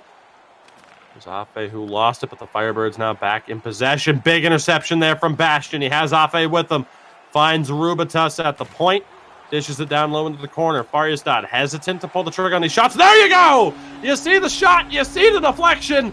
Afe in front starts this game as he ended the last one with a goal. Finally, Farjestad pulled the trigger from the point and are rewarded as a result. Yeah, and totally taking that point. Good job to move to the center of the ice, kind of free up the shooting lane a bit, but that's what you needed to do. You need to be decisive with your shots. I think he had shoot in mind that entire time as he moved himself to the front. With Afe sitting right there, great deflection to get it by Uresti, and that is what you need to do. That's why it's so important to shoot quickly and shoot into the right lanes on the point. Again, Afe, or not Afe, but Afe with the deflection bid, getting the goal. His 9th goal of the season now, but Rubitus and Totali don't shoot often. It's a little bit surprising that they don't with the opportunities that are there. Shot from the point in response for the Firebirds. Recovered. Vilca can't get the shot off. Again, both teams have had chances to throw shots on from the point. Perhaps we see it a bit more. Opportunity there. Big save by Uresti. Second chance! And a phenomenal glove save, robbing Bastion of the insurance goal. Uresti, great job in response to allowing that deflection goal just moments before. Yeah, and Ghetto Firebirds, now they're the ones a bit on the ropes here. Didn't get off to the start that they did in the last game, and now you really got to feel like you squandered that first game. Sends it down low to Buck. A huge save by Runkvist, denying Yurtsik, and a chance for Farjestad on the back end, but it's offside. Yurtsik again just cannot buy a goal against Runkvist. Yeah, and Rungfist just continues to build upon his already impressive stat line today. Another huge saves. I mean, we don't calculate those grade A opportunities, but I gotta say, Rungfist has stopped at least 5 to 7 throughout the course of these 2 games. Unreal effort. By Bastion, the Firebirds in the zone. Fake shot to generate space. 2 minutes remaining here in the first period. Sent down and around, recovered by Kapako. Steps in, shot blocked, recovered. Chance here for Farjestad. Can they get the space? Bastion steps in, backhand, forehand. Tried to find Afe, he couldn't do it. Again, though, Farjestad in possession, clock winding down. Bastion can't get the pass, can't pull the trigger on a shot. The Firebirds in possession. One last rush, intercepted. Afe has it. Can he find the space? Can't get it to Bastion. 4 seconds. Afe on the doorstep. Puck still loose. And time will expire. The Ghetto Firebirds flirting with disaster at the end of the first period. What a start, though, for Farjestad.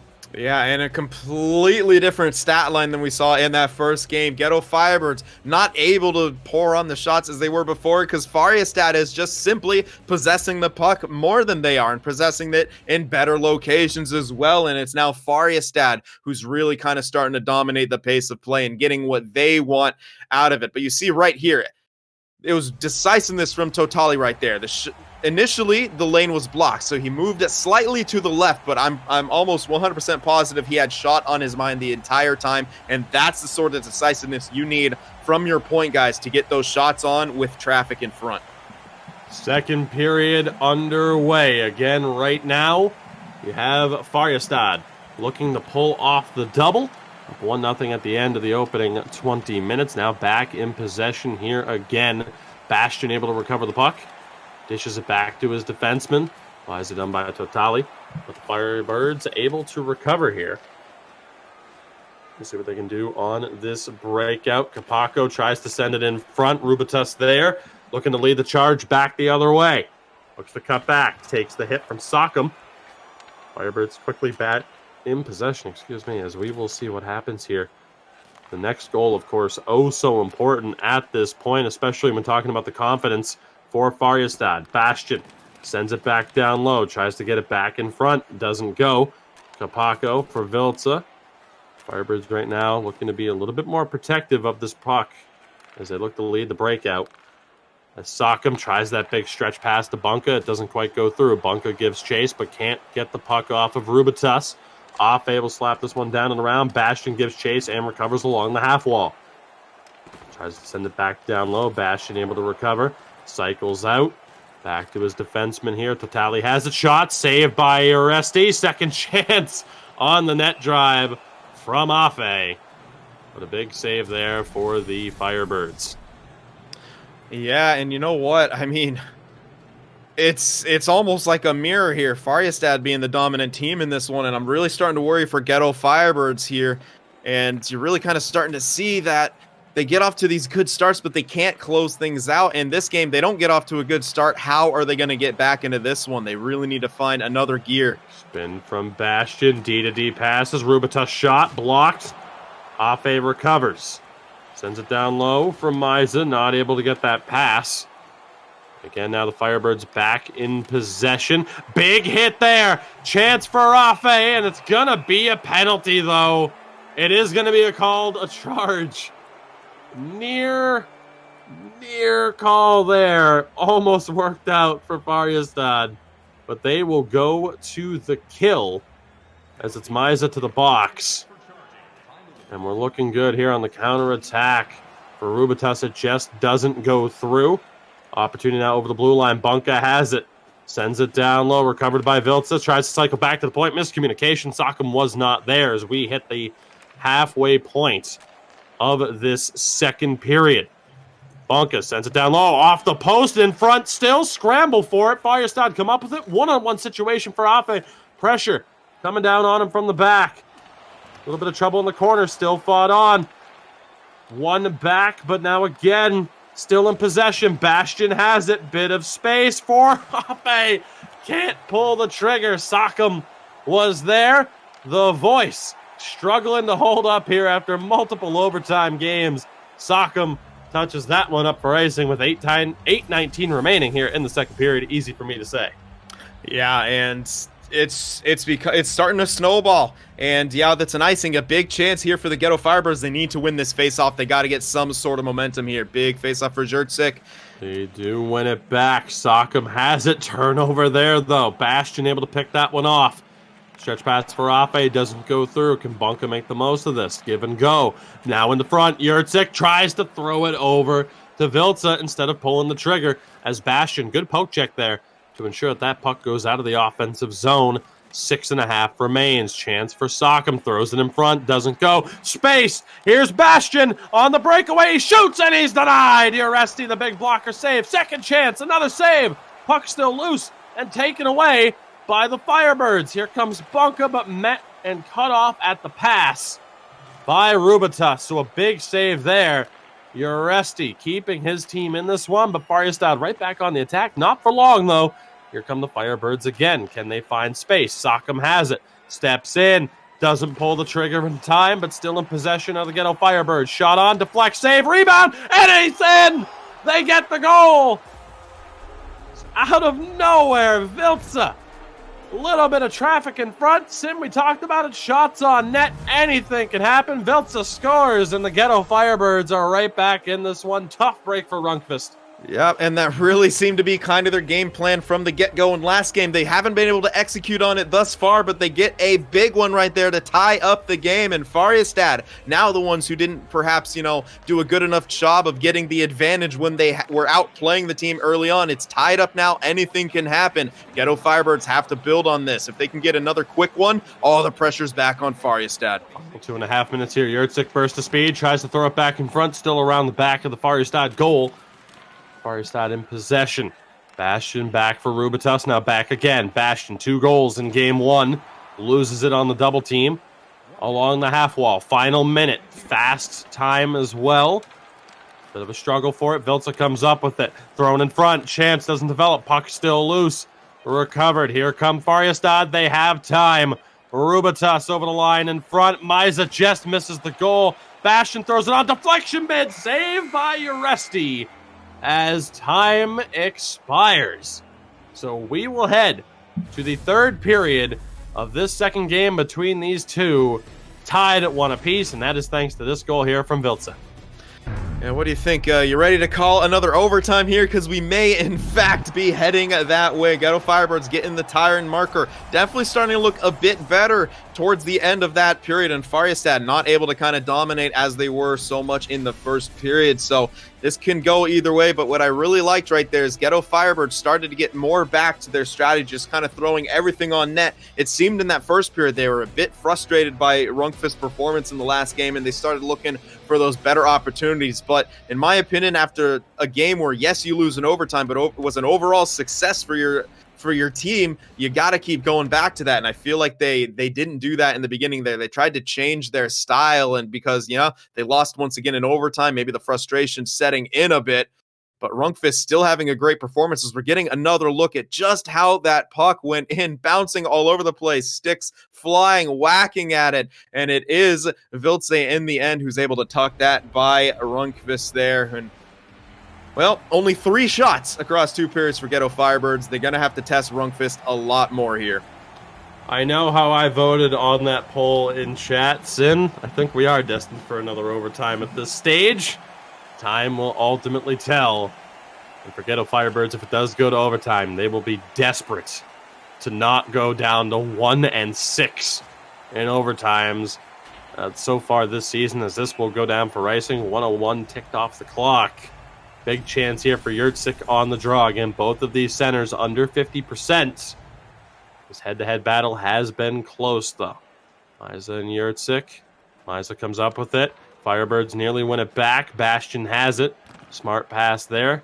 Farjestad still in possession. Good look to try and find Bastion. Just missed.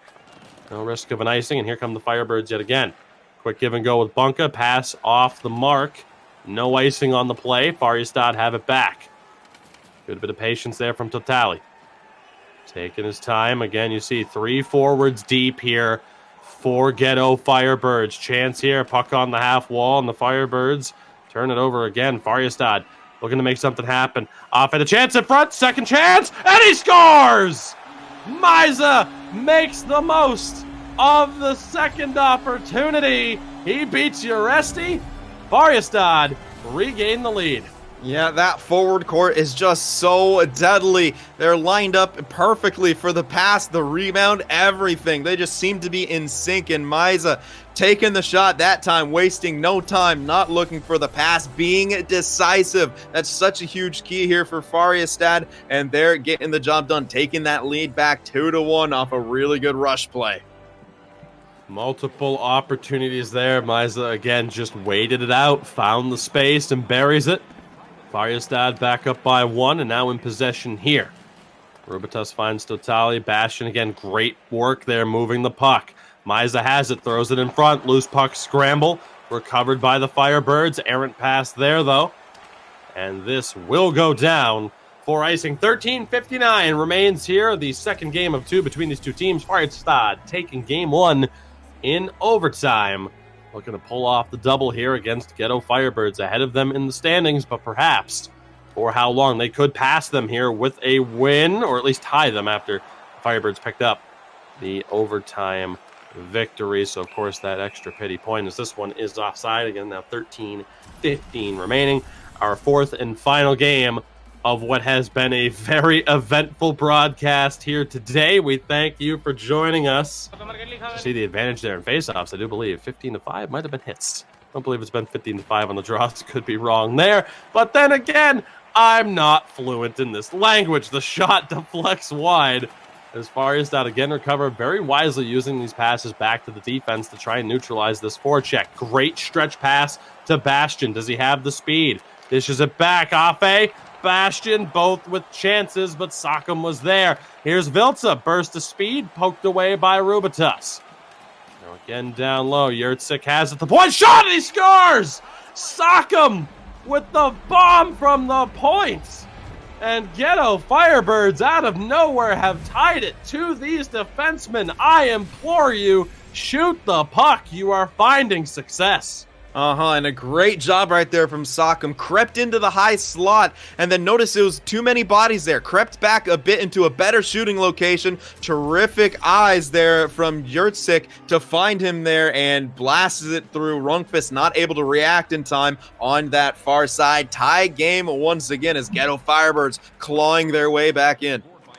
So you think there's going to be an overtime. Yurtsik back to Sock'em. The shot is blocked, recovered by Bastion. Sends it back down behind his own goal.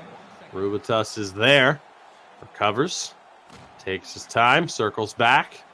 Waits for a lane to open. He finds Bastion. Miza's there as well. Bastion still has it. Tries to throw it in front. Loose puck on the side of the net. A little bit of trouble there for Jyvaskyla. But he is able to cover. 8:15 remains. Again, late double OT winner in the first game. Are we destined for another overtime? It would be the Firebirds' 7th overtime, and I believe just their 12th game of the season. As Kapako finds Yurtsik again, bit of space, net drive. Nothing doing there for the Firebirds. Here comes Farjestad on the counterattack, but mistimed at the line. 7:03 remains here in the third period. Yeah, just back and forth action right now from both of these teams. It's really starting to open up, which I think plays more into Farjestad's favor with how good those wingers are on those rush plays. So get a Shot, rebound, not to interrupt you there, buddy, but it had to happen. Close call. Sin, like I said, these teams just do not like you to get a word in edgewise, my friend, as this one will go all the way back to the Farjestad zone, where they recover. We approach the final 5 minutes of regulation. Farjestad battled back in game 1. The Ghetto Firebirds have been battling back here in game 2. But who will walk away with the 2 points? That is the question. Again, both teams on the bubble. Every point matters. Afe has it, finds Miza. Still able to hold on to this. Impressively done. Holds it at the blue line. Rubitus shot deflection, and he scores! It's Afe in front again! For the second time this game. The deflection in front. And Farjestad regain the lead. It's 3-2. Yeah, and the shots from the point starting to come in. Rubitus that time getting the shot through again, skating a little bit to find the lane, and Afe in front. But let's give credit to Maiza right there, holding the line, outstanding control of his player there, the skating, the L skating, I mean, I thought it was offsides for sure, but he's able to keep it in there, and that goal does not happen without that display from Maiza right there. Another deflection goal from Afa. Farjestad regains the lead here, and once again, Ghetto Firebirds have to find an equalizer. Quick rush here from Vilca, shot on, rebound. Not quite there. Good save by Rundqvist. Final 2 minutes approaching. This puck back into the neutral zone. Farjestad still in possession. Rubitas drops it back for Totali. Tries to find Bastion. Here come the Firebirds. Good step up by Kapako, but loses it back again. Around the back of the Farjestad goal. Afe finds Bastion. One-on-one with Kapako. Bastion space. Not able to pull the trigger. Good pressure there on the back check. Farjestad still in possession. Final minute of play. Totali finds Bastion. Not able to find Maiza. Now here comes the Firebirds, but it's poked all the way back to the Ghetto Firebirds zone. Final 36 seconds here. Sockham hits his center. This is going to be offside, perhaps. Recovered by Farjestad. Turned over. Bonka, can he pull the trigger? Chance in front, and he scores! Yurtsik off the loose puck, the backhand. Sin, we are destined for overtime. This game is not over. Yurtsik ties it at 3. Once again, Ghetto Firebirds able to claw their way back in. A pretty bad turnover there behind the net, but a strong forecheck from Ghetto Firebirds is what gets that going. They're in full aggression mode, and a couple bounces up front. Bunka trying to get the shot off. It goes right to Yurtsik, who backhands it home. Pass Rundqvist, back and forth, third period. Oh my goodness, overtime, like you said, it seems to be destined for us once again. Two of the most incredible series I think we've ever called for a 2-game split, and it's not done yet. Rubitas looks to find the pass. 20 seconds remain. A little bit of trouble there on the half wall. Rubitas still battling for it. Bunka comes up with it. Final 10. Are we going to OT? Again, Yurtsik has it. Can't cut in. Bastion has it. Trouble with Vilca. Rush in front. And Farjestad recover. Sin. For the third time in 4 games, and for the second time in as many games between these two teams, we're going to overtime. Extra hockey on deck. I guess it just had to happen this way. We are destined for it from the beginning. All the pieces just kept falling in place. That back and forth action in the third period, absolutely unreal. Doing a number on our vocal cords, doing a number on our psyche, and my gosh, I mean, how do we even describe this? That was just, it's almost so different from the last game, just how back and forth that was, whereas you know, Ghetto had the advantage early on, Farjestad came back, and this one, Farjestad had the advantage early on, and then it was just a crapshoot there in the third period. I can't wait to see what happens here in OT. We need to rework our contracts and demand that there are other people who handle the pregame and the in-between stuff so that we can actually rest if this is going to be the standard of action down the stretch here in ECL Elite Season 10. The Firebirds regain possession. Bunka drives the net. Puck still loose, but Farjestad comes up with it. Maiza looking for a little bit of space. Can't get over the line. Good back pressure from Vilca. He's been stepping up big time. Yurtsik has it. Throws it in front. Loose puck. Dished back out. 3-on-2 chance here for Farjestad. Maiza having trouble, but maintains possession. Down to the corner now, back to the point. Will we see another shot there for Rubitas? Shot from Maiza, testing Uresti. But he's able to come up with the save. Nearly 4 minutes gone here in the first overtime. Again, we say the first overtime because we have seen 2 double OT games, including one between these two teams, which Farjestad walked away with the victory in. A goal from Afe at the death. Here's Bastion after the turnover. Bumped off the puck there. Great job by Vilca again. Bunka able to find Yurtsik. Drop pass. Will we see a shot? Great recovery. Here come Farjestad. Self-sauce. And he draws the trip. Afe, great job there. Farjestad to the power play. Kapako to the box for Ghetto Firebirds. Yeah, bad time to take a penalty. You know, the only bright side is you're not in the last 2 minutes. It won't be any real-time play in there, but Farjestad, they do have a good power play. They haven't capitalized on their chance that they've gotten in this series thus far, but you can't keep giving that forward core outnumbered situations down low. Ghetto Firebirds, they need this face-off win. They can't allow them to set up. Walk away with it. Totally down low in front. Can't pull the trigger. Afe had an open goal to shoot at. Rubitas dishes it down low. Farjestad, the spin doesn't go. Yurtsik is able to clear. Big chance for Afe on a brace, looking for the hat trick. Not able to get it there. Come Farjestad again, though. Maiza has a little bit of trouble. Sent back down behind the Firebirds net and cleared out by Bunka. 30 seconds remaining on the man advantage. Maiza over the line. Steps back. Space. Chance. Shot. Save. Second chance and another save by Aresti. Farjestad still in possession. Bastion looking in front. Shot. Scores! Maiza in front. His second of the game. Farjestad walk away with the double. Aresti's that close to bailing his team out. And he just couldn't do it. Farjestad pull off the double in spectacular fashion. 4 points. They have tied Ghetto Firebirds. 11 points for each team now.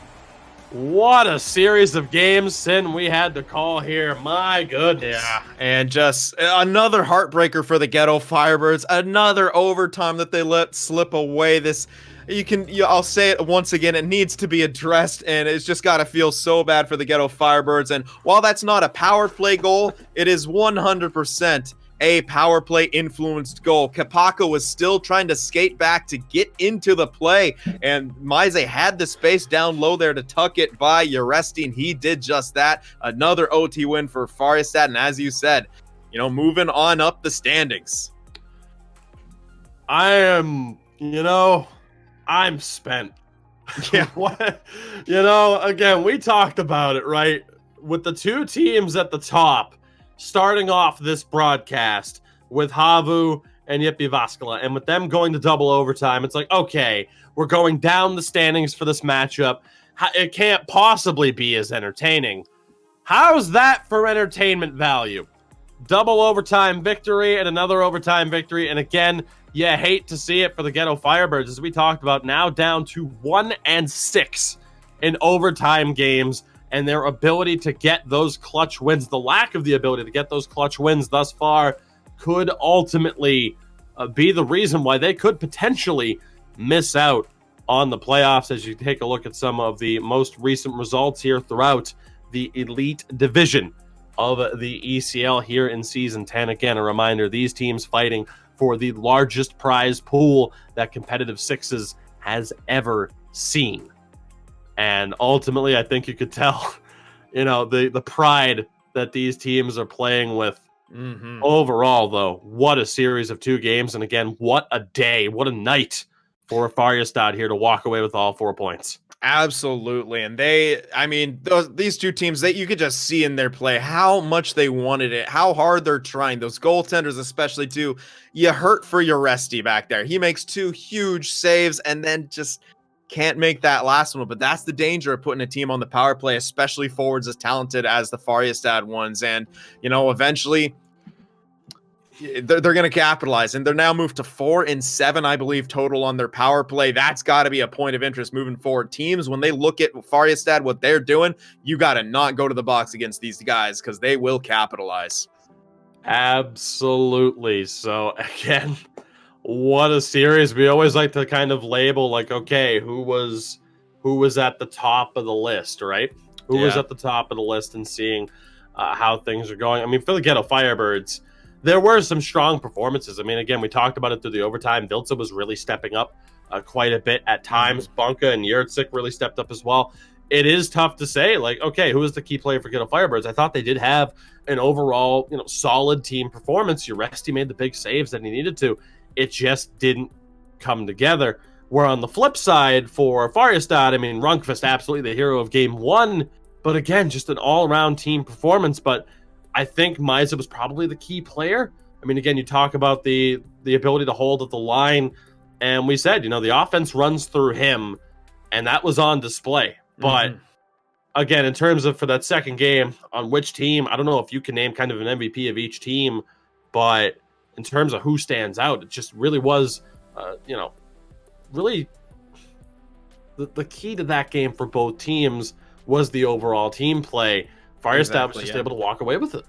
I think Farjestad made the proper adjustments. They started shooting the puck from the point a lot more, decisively instead of waiting too long and looking for a pass. It's like they had shot on their mind a lot more, and we saw that with those 2 deflection goals. Those are huge. And I think on the other side, Ghetto Firebirds, they perhaps made an adjustment, a reactionary one to how good Runkfist played. They said, okay, well, we can't just pour the shots on. Maybe we look for the better chances, but that didn't seem to be a game plan or a game style that they're comfortable with, as Farjestad really seemed to dictate the pace in the early going there. Yes, Ghetto Firebirds came back. Yes, they got a point, but once again, they lost in overtime. Once again, they came up short. They're just letting points slip away. We'll see how that continues to play out for them. Again, looking to get you, some updated stats as well. But if we don't get around to that here on this broadcast, again, NHLgamer.com for all the information that you need, including most recent results, the standings, and all the stats that you can find, as we do, of course, see some of the most recent results here. Again, though, NHLgamer.com, both on Instagram, or, you can find us on Instagram and Twitter at NHLgamer as well. But again, NHLgamer.com, all the information that you need, not only for the elite division, but of course the 3 lower tiers as well. Some interesting battles there.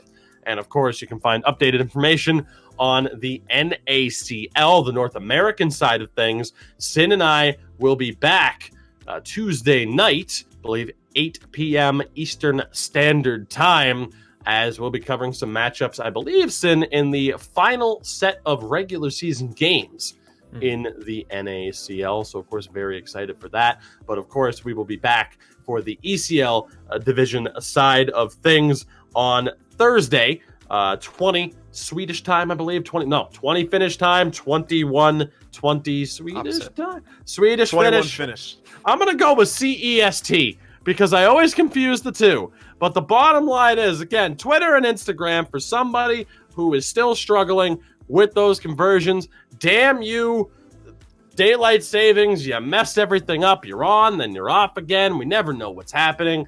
All I know is I'm here to call good damn hockey games. And we saw some great damn hockey games today. And again, we will be back on Thursday covering a series between Checkmate and Gotham Knights. But we will also continue to follow along with Farjestad's journey, as they will be taking on Vesapampa HC, another recently promoted team. So again, Sin, I think that just about does it for us. We thank you very much, of course, for sticking with us through the series, those 4 games, towards the top of the list, I would say, of games that we have ever covered.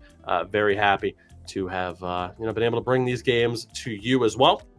So again, NHLgamer.com for all the information that you need. Find us on Twitter and Instagram as well. A shout out to our sponsors, ISE Sports and Prisma Gaming. Sin, any parting words for those remaining with us? I do. For any of those binge watchers out there, we have an announcement on the NHL Gamer YouTube channel. We are beginning to put up all of the old VODs here, beginning from this NACL season and this ECL season. So if you do want to check those out at a later date in the playlist and kind of binge watch and maybe even catch yourself up before the playoff starts, go over there. They will be beginning to be uploaded this week, and again, from now on, you'll have them on YouTube forever. Spectacular stuff. And speaking of YouTube, of course, you can find Sin on YouTube at Sin for the Win Productions. And of course, you can see there on Twitter at Sin for the Win Prod. You can find myself on Twitter at Toogie24, on YouTube at Toogie24, Twitch, Toogie24. Sin's going to be getting back into the streaming game as well, if I am not mistaken, right here on Twitch. Of course, you can find him there at the usual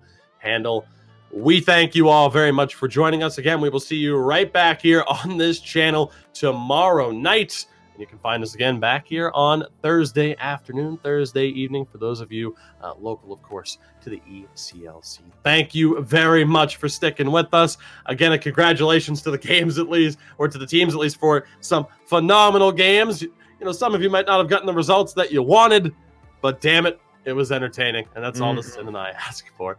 So with that, thank you very much for watching. Stay safe, and we will see you all back here soon. Goodbye for now, though.